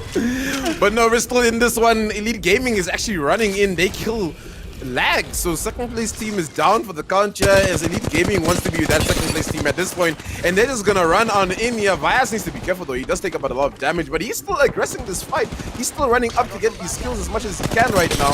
They do have a Rev Totem push from a couple of players, but it has worn off at this point. But now MaFisi's actually in the better position, being on the high ground, but can they coordinate themselves just in time? This bombardment is going to be good enough to hold Elite down in this position, and it looks like they're not going to chase after that. They're going to go back into Turbine and opt to make a rotation, but one player is down. Two players are now down on the side of MaFisi. The zone has to be taking a lot of damage at this point. It is zone 3. So it's going to be a little bit hard to get that recovery, but now look at this! Oh, EGSA is stuck in the zone. Okay, no. Look, I think they're going to get out of this one. At least one of the players. This is what happens when you just think you can just, like, chew up the entire lobby. I think they just didn't need to take that fight. They should have rather played the zone, and now we have another duel. So this is CRC's game, basically. They had that good position on the high ground. They only team left with 3 players, I believe. But man, oh man, that was looking very dicey for Elite Gaming. At least that Vias could make that jump out and heal one of his teammates. 2 players is enough. We've seen it happen before. And look at CRC still chipping and charging away here on this high ground. Yeah, and CRC's has done so well to control the area right here, you know. They've got a couple of kill points as well on the board, and they're just doing exactly what they need as a top 10 team to be, you know, securing the top 10 position, making sure they're in those finals, making sure they're ready to play for that $1,000 prize pool. Yes, ladies and gentlemen, $1,000, $400 for that winning team. So these guys ain't just playing a regular day of Apex here. There's a lot on the line for them here, but CRC doing well, taking an overview of the map. They were able to recover the banner of Machine here, Elite, but will they be able to get a res? We're about to find out. I don't know if too many teams know that. I'm sure they saw in the kill feed he dropped it a zone. So maybe teams might want to camp out, scout out the rotations there. We see LTT Trojans. I'm sorry, Let Trojans. They also in a good place. They're going to get this top 6 finished. A lot of placement points for them as well. But there's still surprisingly 6 teams in despite all the fighting we saw, Tendo. Yeah, and there's just this team on the edge of the zone here that needs to get in, and it's Royal Esports who were inside Hammond Labs and now have to pull away because that zone is pulling up on them. They managed to make a rotation here, but he's got to be careful. There's a solo behind you with the Spitfire going crazy, but just not crazy enough as Troy is able to take him out of the game, able to get a little bit more loot, but they got to get moving. That zone is going to be doing a lot of damage to them, and Troy is really weak. No time to stop here for Royal Esports as they have to get in the zone. They do need to be careful of CRC, as well as Elite Gaming, who are going to be right in front of them at this point. Like doing a lot of damage here with the sniper. Starting to run a bit low on ammo, but still got 36 shots left, so he'll be okay. But can't camp here forever. Eventually, they're gonna have to go out and fight. Triple Take probably one of the better snipers. At least you can't use it like a normal gun in some cases, like a poor man shotgun, you know. Poor man shotgun. I mean, a lot of people will say the Triple Take's the best shotgun in the game, Camille. So I don't know about that statement. Rich bad shotgun. It's like, you know, I'd say the 30-30 is the rich man's wingman. You know what I'm talking about? Like it does basically the same thing as the wingman, but obviously the 30-30 is a rifle, so you know it doesn't fall under the same weapon class. But RVN just chilling, waiting. They are in zone, if I'm not mistaken, but they have gotten scanned at this point, so they do need to be shaking and fearing just a tiny little bit. What's happening around them here? It does seem like Elite Gaming was able to bring up their play of Majin. That's that mobile res coming in clutch, and look at where that zone is ending, Camille. Slap bang in the middle, out in the open, no cover to play for. Man, oh man, Royal Esports, they still in it. They're about to take a fight. They should be able to eliminate RVNJ here, but they're under so much pressure. There's fire coming from all places around the map. And now they're gonna have to back away. They should be able to get a raise around this corner though, and there's a jump pad for them to make a quick escape. Credit to Royal Esports. I thought they were long out. I haven't seen them the whole time, and now in the end game they managed to force them. But now Elite Gaming, they're coming to clean them up. Are they gonna be able to sustain the wrath of Elite Gaming here, or they're gonna go down? Royal Esports gonna be in trouble. They look at these 8 shots coming out pretty decent from Martin. Martin gonna get forced back. Vias taking a lot of damage as well. Elite Gaming, they might be in trouble here. Any team thinks to third party them, they're gonna be in huge trouble, and this might be the situation here. Look at MaFisi from the far. Look at those shots from the Spitfire from so far. The damage was great.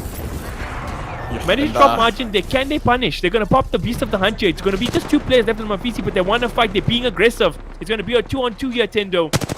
Yeah, and the unfortunate reality is Elite was chasing MaFisi, and now MaFisi is the one that's chasing Elite, but they're still up and they're still running. They've managed to get some health back, and now it's Vias who's gonna turn the corner and do so much damage, but Vias takes too much damage at that point. He goes down, but MaFisi is also going down at this point, and it's CRC now, the full man squad.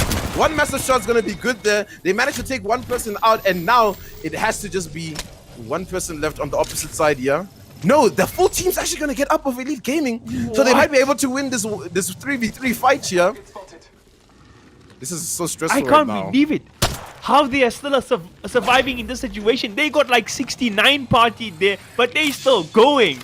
Let's see if if the side of CRC can clutch it out, but these guys are so experienced. You've got to favor them in the situation, but we've seen crazier things in Apex before. Yeah, crazy. They do have the things. Jibby, no ulti available though.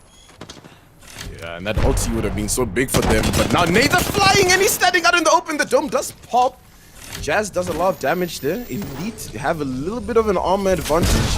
The zone is about to close in 27 seconds at this point, and I think Elite are just trying to get one knock. The dome is no longer available, so there's no cover for this team to work with from.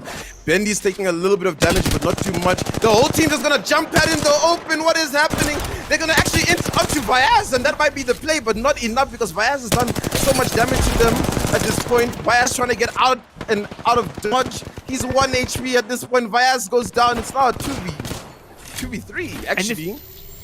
And we've hit the 6th ring. He's going to start closing. If CRC can jump on him fast enough, they can pressure Elite Gaming. Vyaz is still down. They're going to try to get the heal. The jump pad is available. It's going to be a crazy fight here. It's going to break out the shot from Martin. Looking good, but he doesn't get it down just yet. He's going to get sent back with the totem. I think they did get it down, so it should be a 2v2 here. Light's so low HP. He's going to go down. It looks like Elite Gaming's game, and yes, it is. They win the final game of now the evening. GG, well played. Whew, damn. Start to finish, a Camille action back to back to back. It was honestly crazy, man. I mean, shout out to Elite, and look, they were favored coming into this game. There was a couple of connection issues, and that's why we saw a couple of those players sitting there with, you know, as duos, the likes of DNMK and Lag. And I mean, when that happens, you need to take your opportunity, and I think Elite took their opportunity. It looked a little bit scary when they were rotating into Turbine, coming out of the zone, seeing Vyaz jump pad in, thinking that he might die to it, but they're still in it. They get the res as well on top of that to bring back Majin, and then they end up clutching the game. But kudos to CRC, man. I didn't expect them to do so well. They played that zone so well. They made their rotations, and I think just the 3v3 fight, the experience on the Elite Gaming side came through.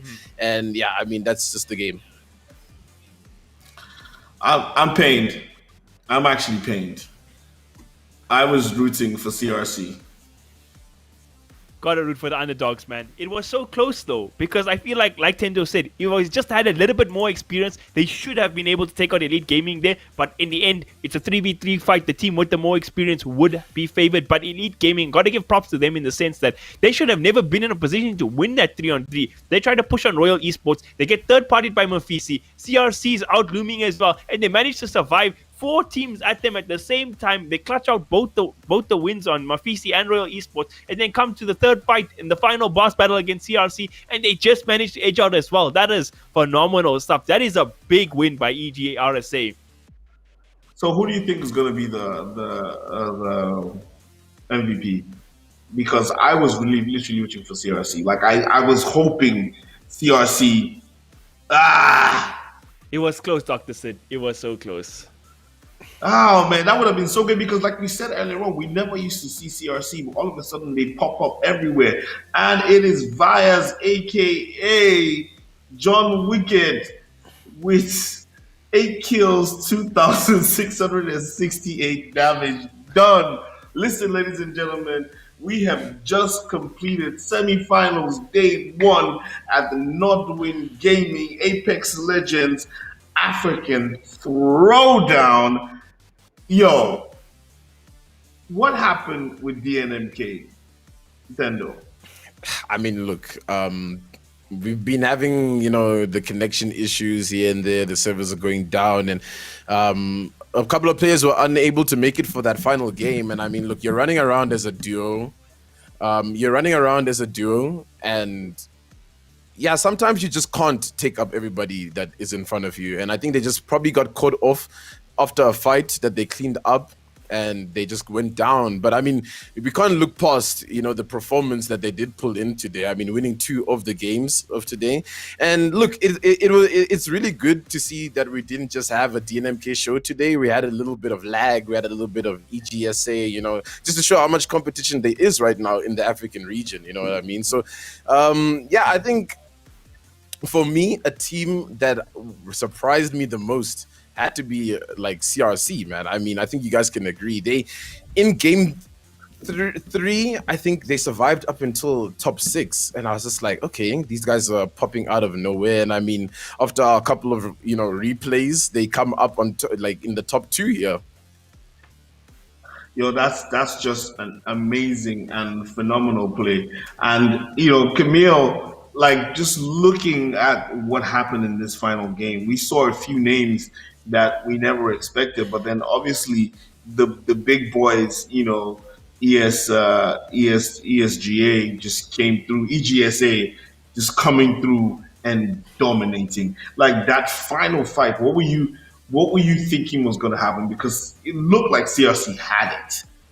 I didn't even think it was CRC having. I thought MaFisi's third party would have been enough to wipe out EGSA there, because the fight with Rail got a bit messy. They had great long range shots on MaFisi. They somehow survived. Then I saw CRC coming through, and I was like, "There's no way EGSA are still there." And I thought it was just MaFisi's game to win straight up. But all 3 players from EGSA still survived, and they managed to clutch out the fight. They won. They beat 3 teams in that final zone there, which is really impressive. I've been telling people, I said, when it comes to the Apex Legends African Throwdown, you never know what you're going to get, because this is a box of chocolates. This game is like a box of chocolates. You never know what you're going to get. But right now, I definitely know what we're going to get. We're going to get the standings, updated standings to see who's making it to the finals, baby. Woo! Oh my God! No, listen, Kimbo, you have to walk us through this. There are some surprise people that have snuck into the top 10, and some people expected. Just walk us through this top 10, this top 20 list, and who's making it into the finals. So firstly, heart goes out to Drip, Apex, Trojans, and Elite Wannabees. I feel like Elite Wannabees, were expecting something from them throughout these, 4 rounds or 7 rounds or whatever you want to call it, but it just never came right for them. They just never got the performance we hoped to see, and they out on the outskirts. The Trojans, they had a couple of good games, very good placements. They ratted well, but in the end, they 12. Drip, Apex, I feel, played really good in a lot of games, but at the end, they on the bubble at 11. At 10, Cons, they ratted their way through. There was one player on their team, and he managed to secure a final placement, which is mind-boggling insane. I hope him and his teammates can actually show up for the finals so he can compete, but he managed to do it. PunX, again, they were playing with 2 players. They managed to secure the top 10 finish. It was looking dicey in the last game. They went out early. Game 3, they also struggled. Game 1 and 2, they kind of dominated in a lot of senses, but they made it to the finals. Credit to them. And then you got LTT, MaFisi in this final game, also phenomenal. CRC, gotta be our, they the people are gonna take my hats off to in this round, because nobody expected them to do this well, and they got, as Tendo said, a 3rd place, a 4th place, and a 2nd place finish. So credit to them. They've been insane. Royal Esports as well, 5th place. That's a solid finish, really solid. High placement points and a decent amount of kills. They played good Apex today, Dr. Sid. Yeah, I mean, I'm looking at the standings, Daniel, I'm sure you would agree that apart from maybe lag, the 1 and 2 was definitely expected. We probably thought that Royal Esports and Blind Peakers would make up 3 and 4, but we have lag obviously leapfrogging with some very phenomenal gameplay today. And I mean, so what do you take? What's your take on this final standings? I mean, the makeup of 1 to 5, Daniel. Like, what would before the game? What would have been your top 5? Yeah, I mean, before the game, I did predict saying that it would be DNMK, Elite, and Blind Peakers as our top 3. But obviously, look, lag sneaks in there. Lag came unexpected, lost, in the group stages as well. We didn't think there'd be a formidable force, but clearly they've got the mechanical skill behind them to do exactly that. And I mean, picking up 23 kill points in this lobby isn't some feat, So, Nando? Yes? Hold up. We have just been getting a major update that affects the actual standings. The standings are going to refresh right now, and basically there's been a swap in 10th place because Drip Apex actually makes it into the top 10 and Cons fall to 11th place. They have the same number of points, but Drip Apex has more kills. The tiebreaker is pretty much. So the tiebreaker is this is just coming in from the team in production, saying basically Drip Apex has made it into the finals and the Cons haven't. Now, that's what we keep talking about when we talk about gameplay and the points distribution system, is that you go for placement, that's fine, but the kills also they carry a lot of weight. And you can see Dream Apex had put in the work to get at least 5 kills, while Khan just had the 1 kill, but better placement. But with the tied points, the hierarchy system, the tiebreakers, kills obviously, overtakes points. And Drip Apex had more kills than Cons. So we're going to have the leaderboard refresh in a second. Dendo, what do you make of that? Yeah, I mean, that's just Apex for you. I've seen tiebreakers, destroy teams like that, where, especially Khan's coming in as just the solo player. I feel like as soon as he saw he was in the top 10, he called up his boys. He's like, guys, you best be here next week because we in it. But it ain't happening today. But yeah, I mean, I'd say I'd rather have Drip Apex in that finals. I think Drip was just like caught in some awkward situations where it felt like they could have made it towards our end games, but their rotations were just a little bit unplanned for. And you know what? They have a second chance now, to come back in the finals weekend and make things happen. But yeah, I mean, looking at this table, the top 5 is, I'd say I would have expected PunX, but obviously they came in as a duo today, so still doing pretty well to come in that top 10 and qualify for next week. Hopefully they have a full man stand up. But yeah, you said it. DNMK on top makes sense. Elite makes sense. Peaky Blinders probably would have been my 3rd place. Then Lag, okay, but obviously Lag today, as I was saying before. We had the update. They have got some real mechanical skill on them, and they were shooting some shots where I was just like, damn, they know what's up. They know what's happening exactly. You know what I mean?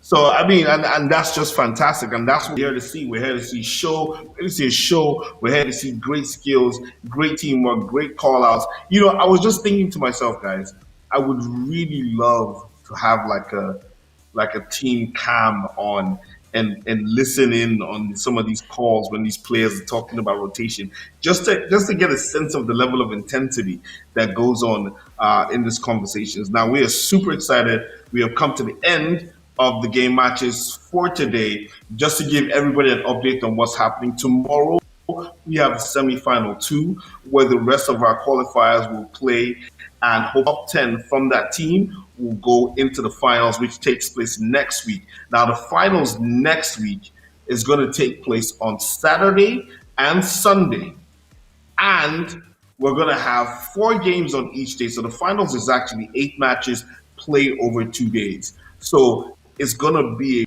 a romp. The players are going to have to really go in and strategize, probably use the first day to either go in and dominate, or use the first day to watch the field, plan your moves, obviously get some nice positioning for the second day. By next week, we'll find out what's going on and see how these teams and these guys get on. But it's super exciting to see. Now let's take a quick look at the schedule tomorrow. The semifinals 2 is Kings Canyon, as we know, Olympus, Kings Canyon, and back at Olympus tomorrow. We're starting at 1 o'clock, and this is semifinals 2. So all the teams who haven't played it but qualified for the semifinals get to throw down. I hope those teams were watching what happened today, because listen, this was a masterclass, not only in skill, in tactics, in peer pressure, but also a test of the mental fortitude of our teams that played today. Big shout out to all our teams. Big shout out to all the guys who qualified in the top 10 spots. If you didn't make it, don't worry. There's more Apex Legends coming through from NODWIN Gaming throughout the year and in the nearest future. So there'll be more chance for you to compete for that amazing prize pool. It might be bigger next time. You never know. But ladies and gentlemen, my name is Dr. Sid, and I've been here with these 2 amazing guys who have held it down through thick and thin, sick and sin, as we have gone through replays, we have gone through rises, we have gone through falls, we have seen master classes, we have seen ratitude. You know what I mean? We should call that a word, ratitude, of people camping out and getting to the final top 10 and making great placement. This has just been an amazing spectacle of Apex Legends in Africa. I want to give a big shout out to these 2 guys, Kimil and Thendo, who have done an amazing job. Shout out to you, the fans, for watching. Make sure you tune in tomorrow at 1 o'clock. And we will be back with the super semifinal number 2 of the Apex Legends African Throwdown brought to you by NODWIN Gaming.